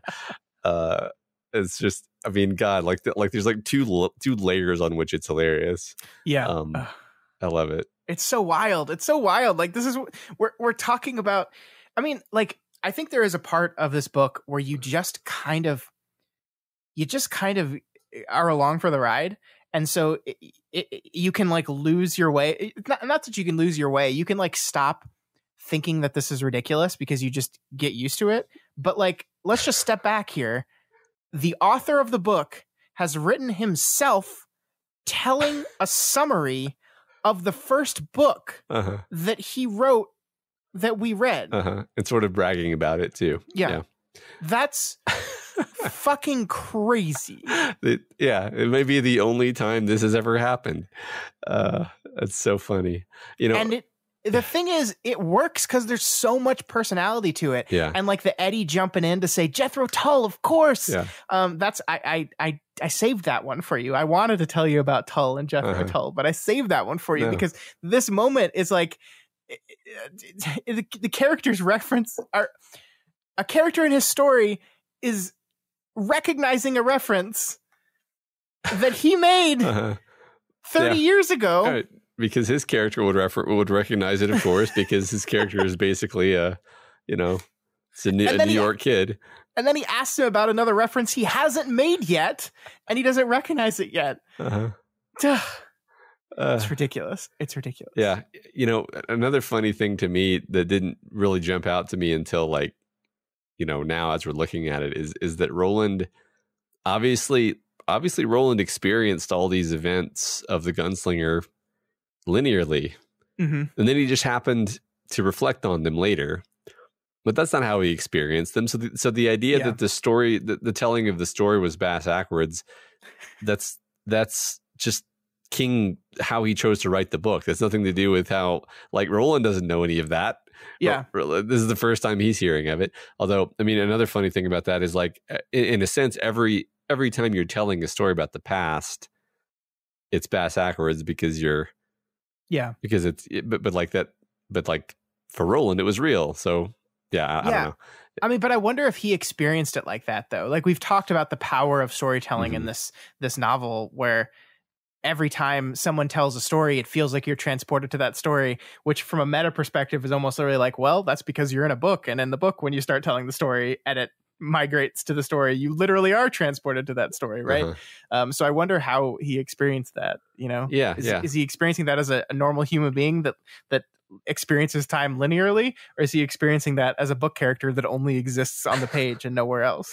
I don't know, but it's hilarious. It's a very strange question to ask yourself, because I've certainly never wondered this before about any other book. Yep. I just wanted to point out this other part when he gets to the part where Roland kills Jake. Roland lets Jake die. King observed the way Roland hung his head during this part of his tale and spoke with odd gentleness. No need to look ashamed, Mr. Deshane. After all, I was the one who made you do it. But again, Roland wondered about that. And he was right too. Yeah, of course he was. So then Stephen gets to leaving Roland at the side of the ocean, aka the end of the Gunslinger, and he just runs out of story. He doesn't know what to do next. And I love what he talks about here. He's like, it's you. It's your character. I couldn't figure you out. You started as a version of Sergio Leone's Man with No Name in the spaghetti westerns. And he said, Jesus, of course. I watched 100 of them at the Majestic with my brother Henry when Henry was still at home. I went by myself or with this friend of mine, Chuggy Coder, when Henry was in the NAM. Those were guys' flicks. King was grinning. Yeah, he said, but my wife went ape for him, so go figure. Cool on her, Eddie exclaimed. I just want to stop for a second here. This is what I mean. We get swept up into it. And we just need to... First of all, we're not going to pass over Chuggy Coder, which is the most Stephen King name that's ever been in anything. So, in this scene right now, what is happening right now is an author is talking to his creation that he hasn't created yet. And his creation is saying, oh, yeah, I should have got your reference when you made up my life. It reminds me of this time when I hung out with my brother Henry that you made up. And my friend Chuggy who you made up when Henry was in Nam. Yeah. And then Eddie compliments Stephen King's wife, Tabitha King. Yeah. And they all agree she's great. She's a cool kitty. Just take this opportunity to insert this compliment to my loving and patient wife into the book, and have Eddie Dean agree with me. Although Roland himself remains silent on this topic. Oh my God. Okay, on to the more serious part of this thing. Okay. King says, as the Man with No Name, a fantasy version of Clint Eastwood, you were okay. A lot of fun to partner up with. But then you changed right under my hand. It got so I couldn't tell if you were the hero, the anti-hero, or no hero at all. When you let the kid drop, that was the capper. You said you made me do that. Looking Roland straight in the eyes, blue meeting blue amidst the endless choir of voices, King said, I lied, brother. Oh, man. I love that so much. There's so much to talk about just there, right? This whole idea of, is King inventing the Dark Tower, or is he merely channeling it? Yes, no. How do you answer that? I mean, I'm not that accomplished of a writer, but even I have had the experience of characters, surprising me. Right. And this does dovetail into the whole sub-creation conversation from before, obviously. Yeah, I mean, that's the thing. Like later, King will say quite literally that he feels like the stories are channeled through him, right? That he is not controlling it. And of course, I don't want to get there because I think we pulled out a quote on that. But so we'll circle back around to this. But yeah, I mean, like just this moment where like, I didn't make you do that. You did that, Roland. So it's like almost as if we've come full back around to Roland being like, you were responsible for your choices, man. Your writer wasn't responsible for your choices. But I love the blue on blue eyes. I love that he calls him brother. that reminds me of the quote at the very beginning of Wolves of the Calla with that song about brothers, meeting near the end. So maybe these are the brothers. Yeah. Right. Love it. Yeah, it's so good. So they keep quizzing King about things he hasn't written yet. Henchek of the Manny doesn't know who are the Manny. He asks. Beryl Evans, nope. Ludd, nope. Blaine the Motto, nothing. He does recognize Claudia Inez Bachman, fake wife to his fake pen name Richard Bachman. No E, no Y in the name though. Something had to add the Y to make it 19. Eddie ponders. Speaking of 19, King doesn't recognize the importance of that number either. It means nothing to him. Or 99, they mean nothing to him. Yeah, that's interesting. I mean, my only guess as to like what does 19 mean is, I mean, I know that he is almost killed on June 19 of, is it 19? Yeah, it's 1999, right? Yeah. Yep. So that would be that's my only thought of where the magic numbers come from that then kind of work their way into the story. Now I can't remember if 19 shows up in any significant way before the books that were written after 1999, but so here's the deal. I know he edited some things in. Yeah, so we had a conversation about this when we were talking about the Gunslinger, that in 2003 he released a new version of the Gunslinger that had some edits in it that changed some things. And at the time I was kind of very brief on what he changed and what changes were made and stuff like that. But I'm guessing one of them was the secret word being 19. Yeah, I think we're far enough along in the book that I can just say yes, that 19 was not in the original version. The word Manny was not in the original version either. The Manny were not there. The Taheen, remember he sees one of the Taheen, that was added. So there's other stuff that I won't go through yet. But I mean, it's that the only reason I'm bringing this up now is because I find this very interesting, right? Because those edits were made in 2003, but yet when he writes the meeting with himself, he writes it truthfully. He writes it as if 1977 Stephen King would not know who the Manny were, even though the current released version of his book that he's talking about right now has the Manny in it. This version of Stephen King we're talking to right now has not put them in the book yet, and therefore he does not know who they are. Yeah, and that's a choice. That's a choice that he made right there. Yeah, because Roland and Eddie hadn't come back in time to tell him about those things yet.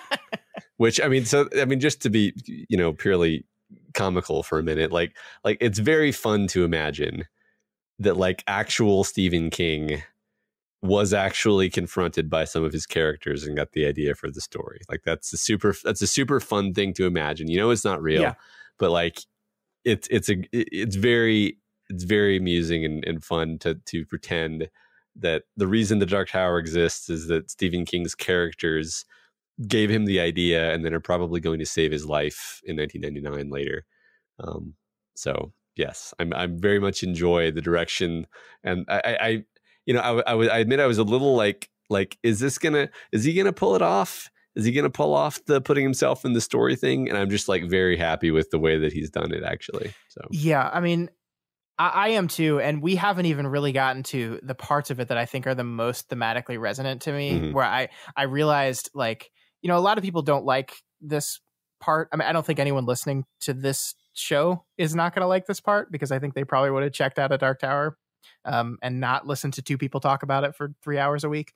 But there's something absolutely beautiful with the way this all works out, and I really can't wait to dive into that with you, because it literally changed me as a human being, like the way I when I recognized what Stephen was doing and the choices he was making and the why of it. It's really, really powerful stuff. Cool. So we'll get there. All right, it's coming up sooner than we think. Okay. So then Roland gets a little frustrated and wants more. He wants to pull more out of Stephen King, so he does his trusty hypnotism trick, which Stephen goes, "Hey, cool, that's like what you did in my book that I wrote about you." So he gets him hypnotized, and then he asks him the question, "Was it you wrote The Dark Tower?" To Eddie, this question made no sense, but King's eyes lit up and he smiled brilliantly. No, he said, and if I ever do a book on writing, and I probably could, it's what I taught before I retired to do this, I'll say so. Not that. Not any of them, not really. I know that there are writers who do write, but I'm not one of them. In fact, whenever I run out of inspiration and resort to plot, the story I'm working on usually turns to shit.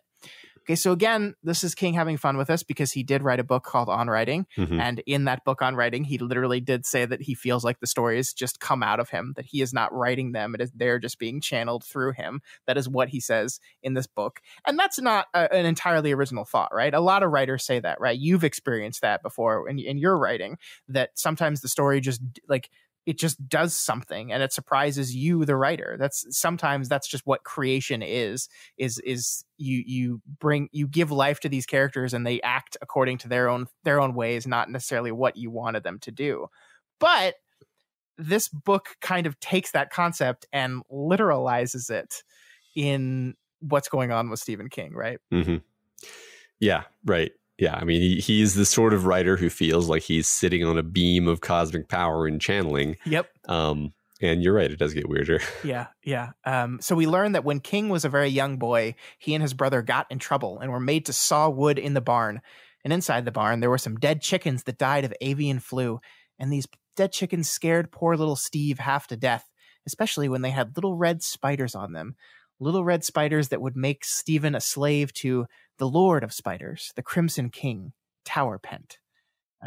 So that's like, I looked, by the way, I can't see there. I don't think Stephen King has ever said that this is a true story.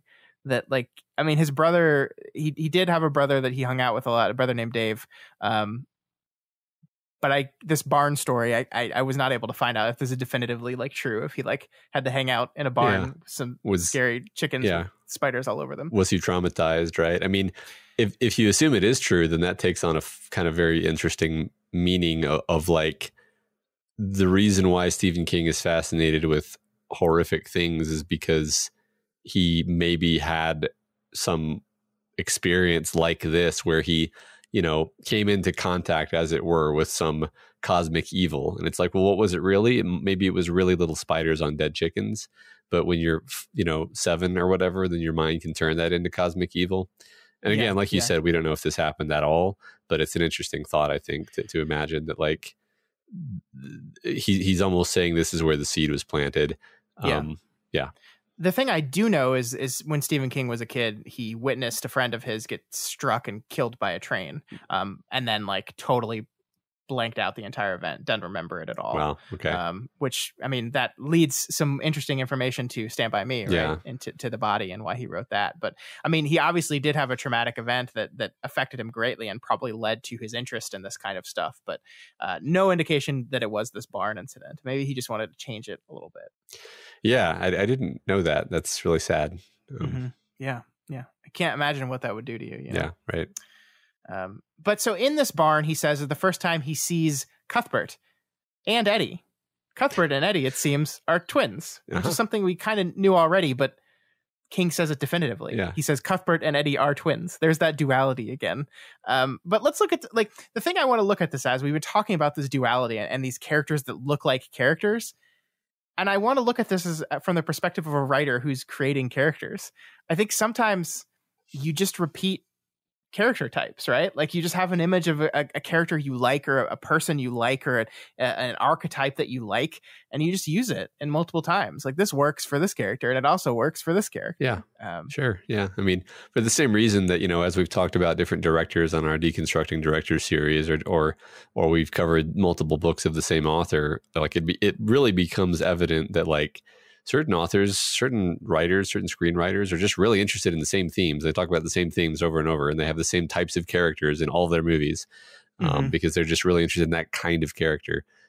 So yeah, I think this is an interesting way maybe of talking about the idea that, if you acknowledge that you're going to play into certain archetypes, then just make that textual. Yeah. They're definitely something to that. And the book, like all these things, is kind of making these writerly concepts literal. Yeah. So Roland drives King deeper and deeper into his hypnosis. He asks him how many times the Lord of Discordia has tried to kill him. Della, King says, many. Finally, he gets King to admit what he is, even though he doesn't want to. And King says, I'm Gan, or possessed by Gan. I don't know which. Maybe there's no difference. King began to cry. His tears were silent and horrible. But it's not Dis. I turned aside from Dis. It repudiated Dis.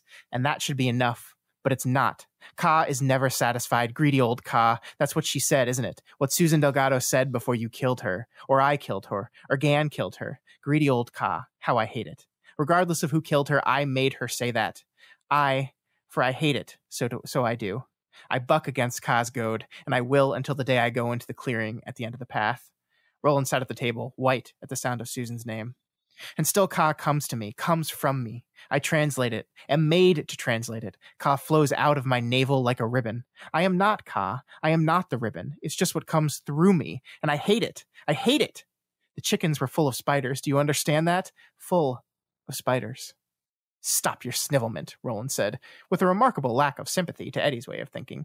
And King stilled. Wow. Ooh.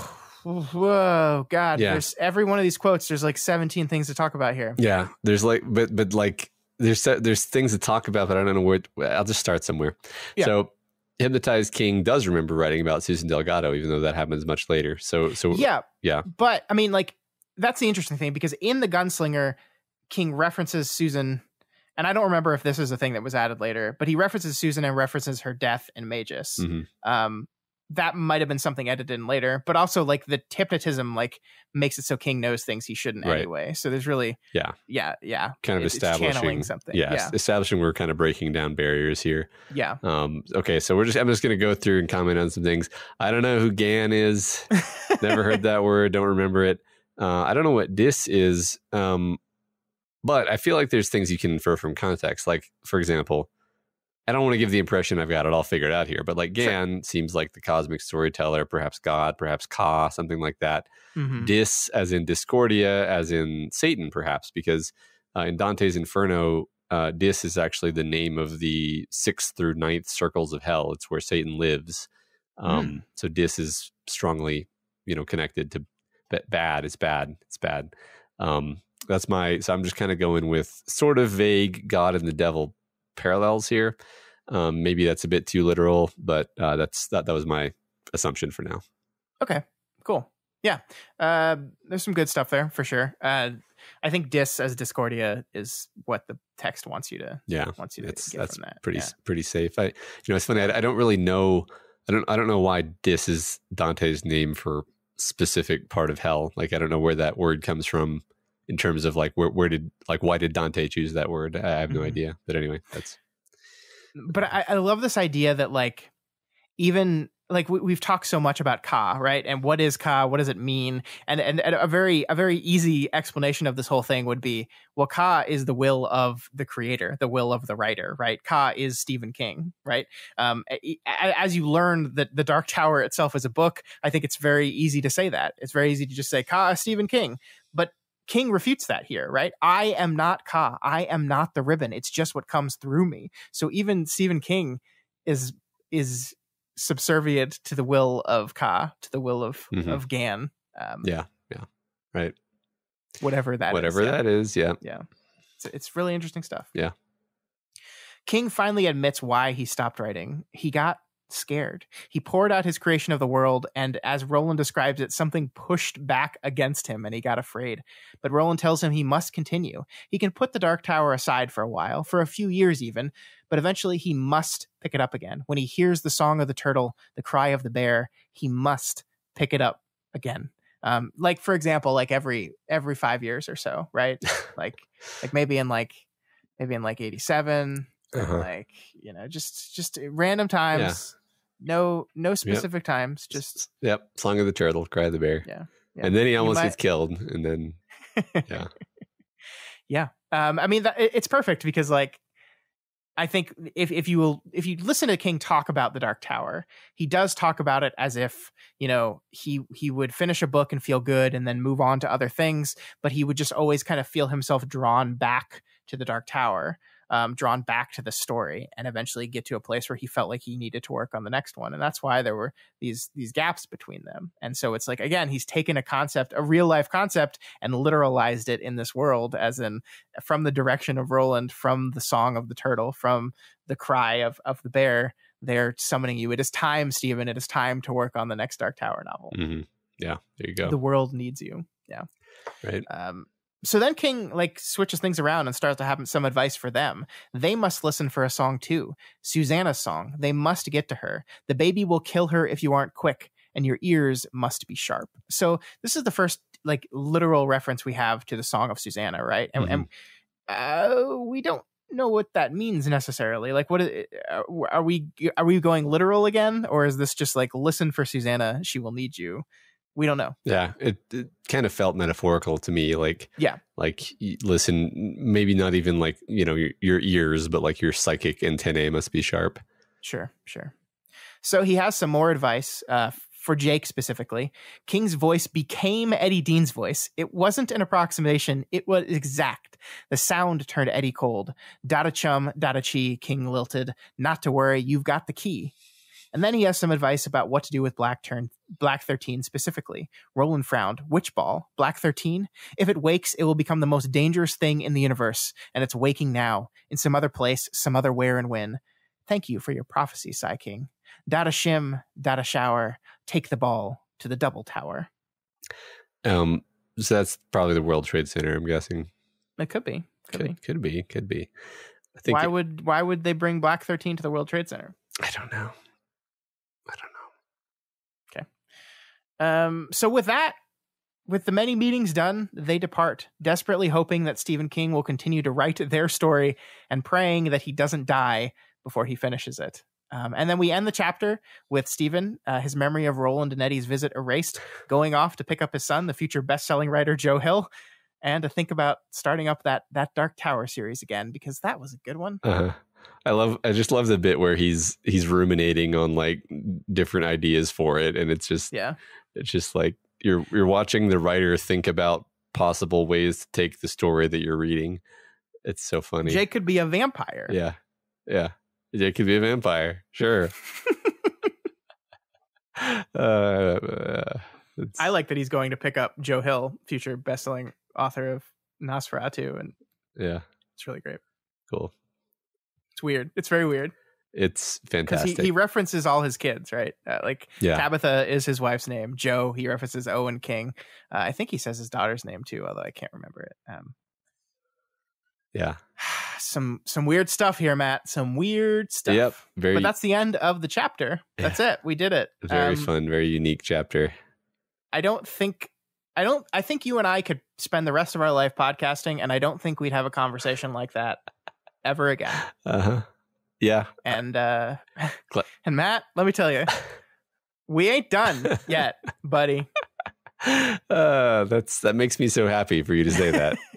I am so glad that you're with this. I mean, even through book 5, when I knew you were on board for the story, and when I knew you were like really loving everything the story was doing, there was a part of me that was still like, is this going to be a bridge too far for him? Is this where I lose him? Is this where he thinks the series jumps the shark and it's going to be a really awkward last book and a half? So it makes me happy that you're just totally on board for the silliness that this book is doing. Yeah, absolutely. I mean, I like meta things, so it makes sense, right? Like, especially something like this where it's obviously intelligent. It's obviously, King knows what he's doing, right? This isn't a kind of meta for the sake of like, oh, isn't this funny? It's like, no, there's themes, there's things he's trying to say with this, and that to me really elevates it.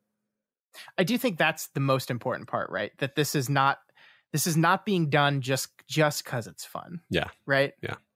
Yeah. Exactly. There's more going on here. I mean yes, the ways in which it's fun are like the lesser fraction. Like mostly it's like, well, it's interesting and thought provoking, right? Mm-hmm. So yeah. All right. Well, that is it for this week's reading. Next week we are going to finish the book, so we're going to be doing chapters 12 13, and I believe there's a coda as well. So it'll be our longest section of the book so far. It's like 105 pages, so it's going to be another long episode, but we're going to finish the book next week, Matt. All right, awesome. All right, let's move right into our discussion questions, and we're going to talk about last week's discussion, which was in honor of the incomparable Calvin Tower. Who is your favorite character that you just love to hate? We got a lot of answers for this one. Matt Said Word says, my favorite character that I love to hate is hands down the select man and used car dealer Big Jim Rennie from Under the Dome. My God, he is terrible. He frames everything he does as being for the good of the town, but it's not. It's not. He will get knee bound and pray with someone and stab them in the back when they're no longer useful for him, with little phrases like "get that rhymes with witch out of here" to avoid saying bitch, like he is somehow above using it or any other swear. My God, he's terrible. The guy is a politicking steamroller and is so crafty and weaselly that he can get almost anyone to follow him to hell. To borrow a line, I want to look him straight in the eye and I want to tell him what a cheap, lying, no good, rotten, four-flushing, low-life, snake-licking, dirt-eating, inbred, overstuffed, ignorant, blood-sucking, dog-kissing, brainless, dickless, hopeless, heartless, fat-ass, bug-eyed, stiff-legged, spotty-lipped, worm-headed sack of monkey shit he is. Hallelujah. Holy shit, where's the Tylenol? That is a line. That is a line from the book. It's good. Quoting from the greats. So next we have Super Golem, who says, I saw someone mention Big Jib Rennie from Under the Dome, but I'm going to have to go with his son, Junior. Great. Without spoiling too much of the book, let's just say Junior is the literal personification of someone going completely mad. When the story starts, he's obviously just an asshole and is clearly deranged. But as the story goes on, he keeps descending into madness. You keep wondering how far he's going to go, and somehow he still manages to surprise you. Yet some moments show us that he's not just a bad guy, but a deeply troubled person with many layers. For example, he chooses to go out of his way to save the Appleton kids and actually takes them under his wing until he can bring them to safety. Yes, Under the Dome, a book that I like until the ending. So like there's this the podcast Kingcast just did a really good episode, a patron exclusive episode on this last week, which is why it's on my mind. They were doing a thing about Stephen King's ending and their endings in general, and their big thing was that like he gets a bad rap for endings that he doesn't deserve. But I do think Under the Dome is one of those books that the ending is just not my favorite in the world. Well, that's the risk of being a pantser, I guess. Yeah, it is. It certainly is. Next, Pear Jane says, my first thought was Kennedy from BTVS season 7. That's Buffy the Vampire. Buffy the Vampire. Okay, thank you. Sorry.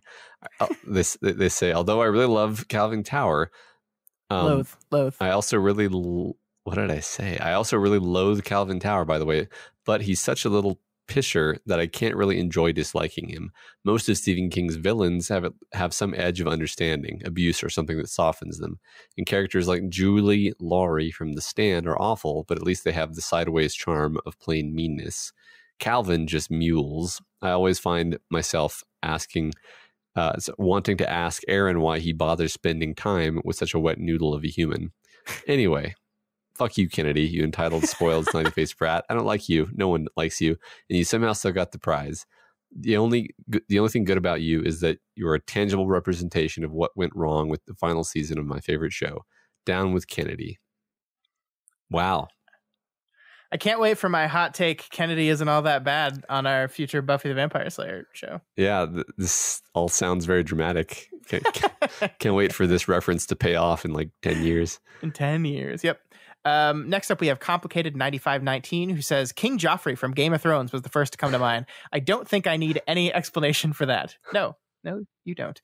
They also ask, is there a possibility once we are done with the Dark Tower book, we could have an episode exclusive to just answering questions anyone and everyone might have? Yeah, I mean, we usually have a mailbag episode whenever we finish a book. So we're definitely going to have like a final mailbag episode when we finish the whole series. Yeah, cool. Yeah, for sure. Jerk Stabworthy says, many come to mind because they just recently watched season 1 of The Boys on Amazon. Top of the mind is Homelander. They say, I haven't really read the comics, so I'm referring only to the TV character. He held up as the paragon of humanity and American values, yet we quickly see that he has nothing but disdain for the common people. He is so over-the-top goody-goody while in the public eye, but as soon as the cameras are off, he turns into the most reprehensible person I can imagine. Not only does he commit overtly evil acts without a hint of contrition, but there's also a super creepy Oedipal relationship storyline going on with his boss. Other examples include Greg Stillson from The Dead Zone, Dan Aykroyd's character in one of my favorite movies, Gross Point Blank, Walter White, and the kid from The Stand. Great. The ones that I recognized, great answers. And of course, Homelander. God, what an amazing character. What an amazing monster. He really kind of makes that show. I mean, it's a great show, though. Yeah, it's a great show. One of the best and most wonderful villain depictions in a long time. Yeah. I really love him. Yeah, we talked about The Boys on the Doofcast relatively recently. And talked about Homelander, so check that out. Up next, we have Bricks. For a character I love to hate, there's few I hate more than Dolores Umbridge from Harry Potter. What a despicable politician who tries to use political maneuvering on little kids, and also corporal punishment. Yeah. I think she qualifies. Durkis19 says one of the best love to hate characters is Blaine the Pain. Short but sweet answer. Yeah,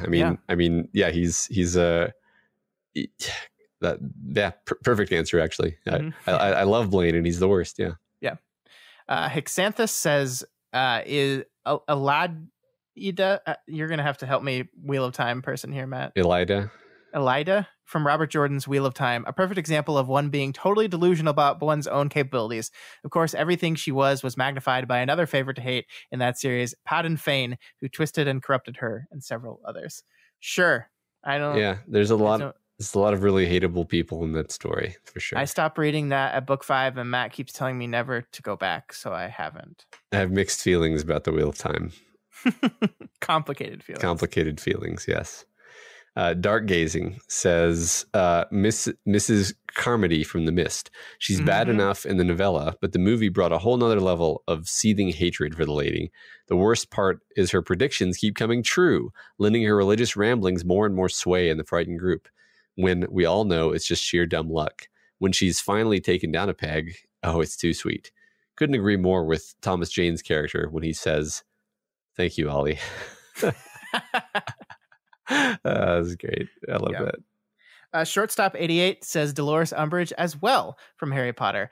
This almost one-time villain in the series somehow holds the hate of every reader from past to present, despite not being the major antagonist or any of his regular cronies. She was a stone in the shoe of most of the school's professors and a ruler to the wrist of every student that wasn't a bully from Slytherin. Yet her continually escalated dictatorship over Hogwarts might have been what caused people to hate her more than the major villains who tortured and killed way more people than she ever did. Hogwarts was a place of fun where readers and students could be happy and feel welcome. Despite a villain lurking in the school each year, none had changed the very fabric of what the school was. It was only Umbridge who turned Hogwarts, a school of freedom and magic, into a Catholic boarding school with its strict rules and prison atmosphere. This woman became more hated than the woman who tortured the parents of the most innocent character in the story. Although Helena Bonham Carter may have made a bit of impact with being such a fun actress that it's hard to hate the character she plays. And then Shortstop goes on to say, someone who turned Hogwarts from magical and accepting place into a cold and restrictive present. Sounds like Dolores Umbridge may be similar to the author a little bit. Got her. Yep. I knew that was going to be somewhere in these Dolores Umbridge answers. Yes. I mean, it is poetic in a certain way. Yeah. I like that Shortstop called that out. It certainly seems so. Yeah. Oh, J.K. Rowling. J.K. I'll 84001. That's the best I'm going to do. Says, as far as character I love to hate, I got to break the fourth wall and call out George R.R. Martin. How ironic that an author who's written so many despicable characters, Joffrey, Roose Bolton, Ramsay Bolton, Cersei, Theon, turned out to be a damn dirty goose himself. Where is this going? Anyway, anyone who, like me, waited a lifetime for the Dark Tower to end can feel satisfied that we at least got the catharsis of a finale. Not so for Song of Ice and Fire fans. After very publicly criticizing the ending of Lost, I do find it ruefully hilarious that it's more and more likely every day that George's magnum opus will never have an ending for anyone to criticize. I still delusionally believe that he will have his book finished soon. I do too. I've believed that for many years. I'm holding out hope. I still think, what is optimism? It's not a bad thing. Any day now. Yeah. any What's day. the worst that happens if I still continue to believe that it's going to come out? I've heard that he's all cloistered up in a cabin somewhere and got nothing else to do but write because of the pandemic. So I don't know about that.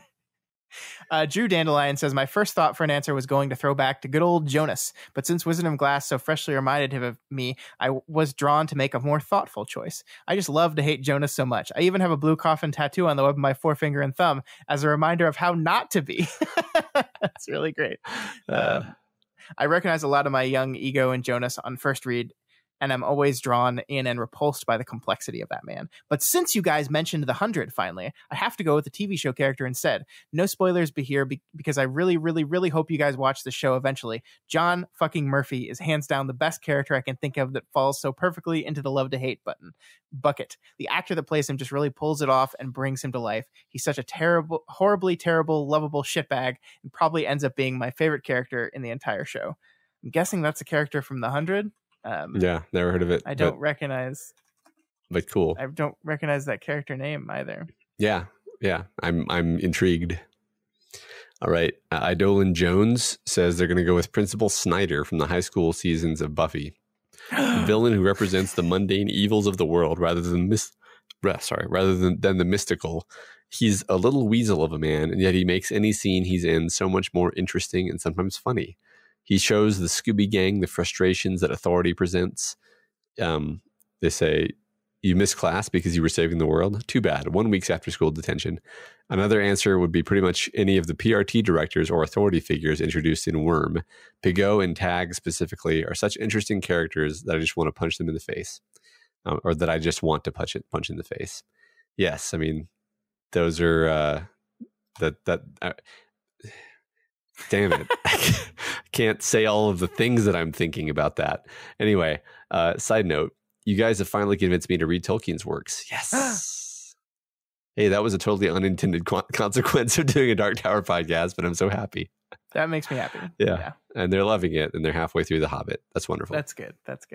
Megs says, my favorite character that I love to hate would have to be Negan from The Walking Dead. With all the tough-looking people following him, you'd expect him to be larger than life, and instead, he's an average dude with a baseball bat. What makes him so fun to hate is that his way of life works. He was the first person to understand that in this new society, people were a resource. He won't kill your group, even if you kill dozens of his men. He'll kill one. The right one, the one that would have helped fight against him. And then you are his slave, giving half your supplies and all of your guns to his saviors. You won't die under Negan. He'll make sure you have enough to live. He wants to save people, but you'll live in a dictatorship under the man who killed one of your friends right in front of you. He's pure evil, but he has good motives, and it's a constant dilemma of humanity when dealing with Negan and his gal, Lucille. I really wish I liked The Walking Dead more. I watched up to the Negan ep seasons and then I bounced, and I don't really regret it, but there's moments in that show that are truly brilliant. And it's also so frustrating at times.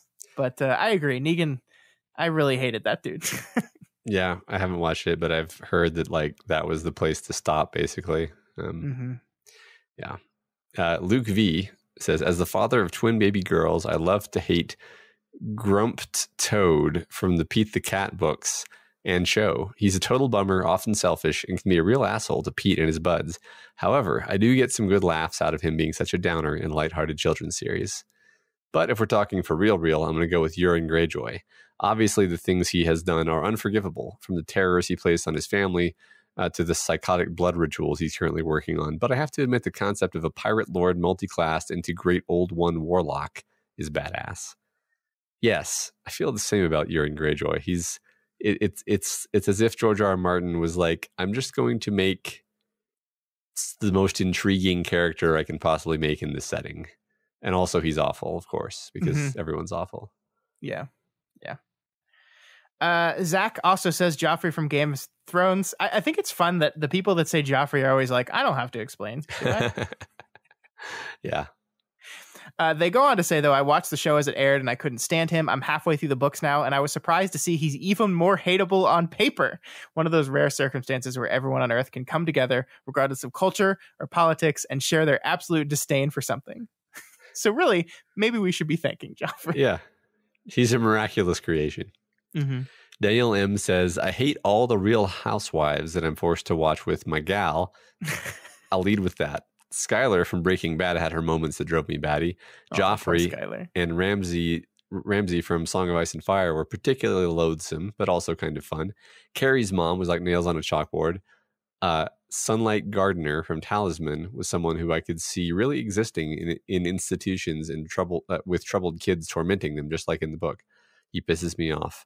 The one that keeps coming to my mind is Aunt Cord.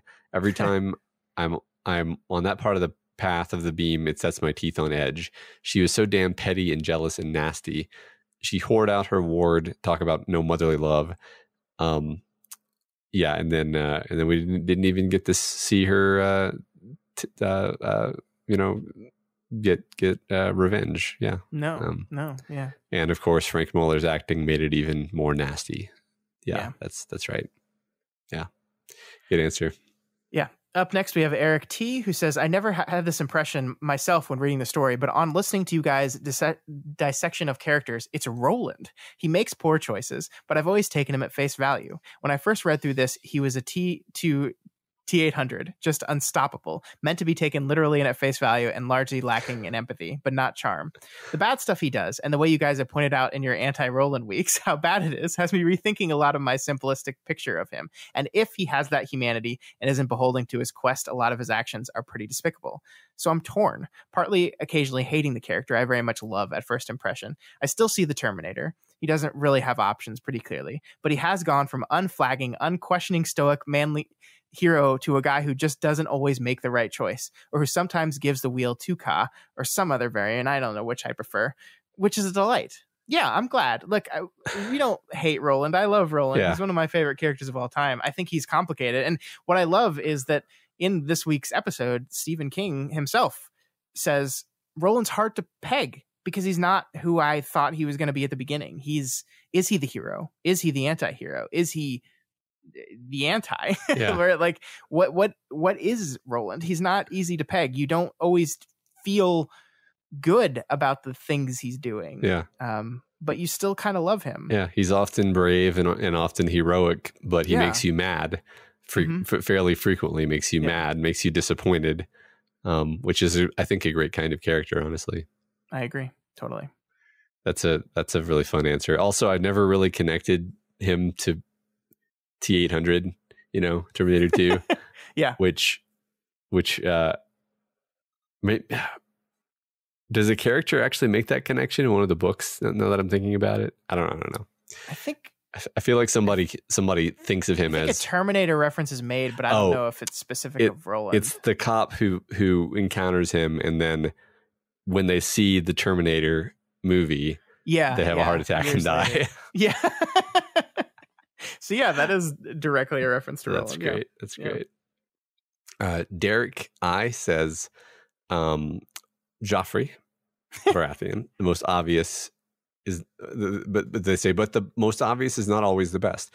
There are so many truly awful characters out there, but one from my early childhood sticks out as the one I hate the most.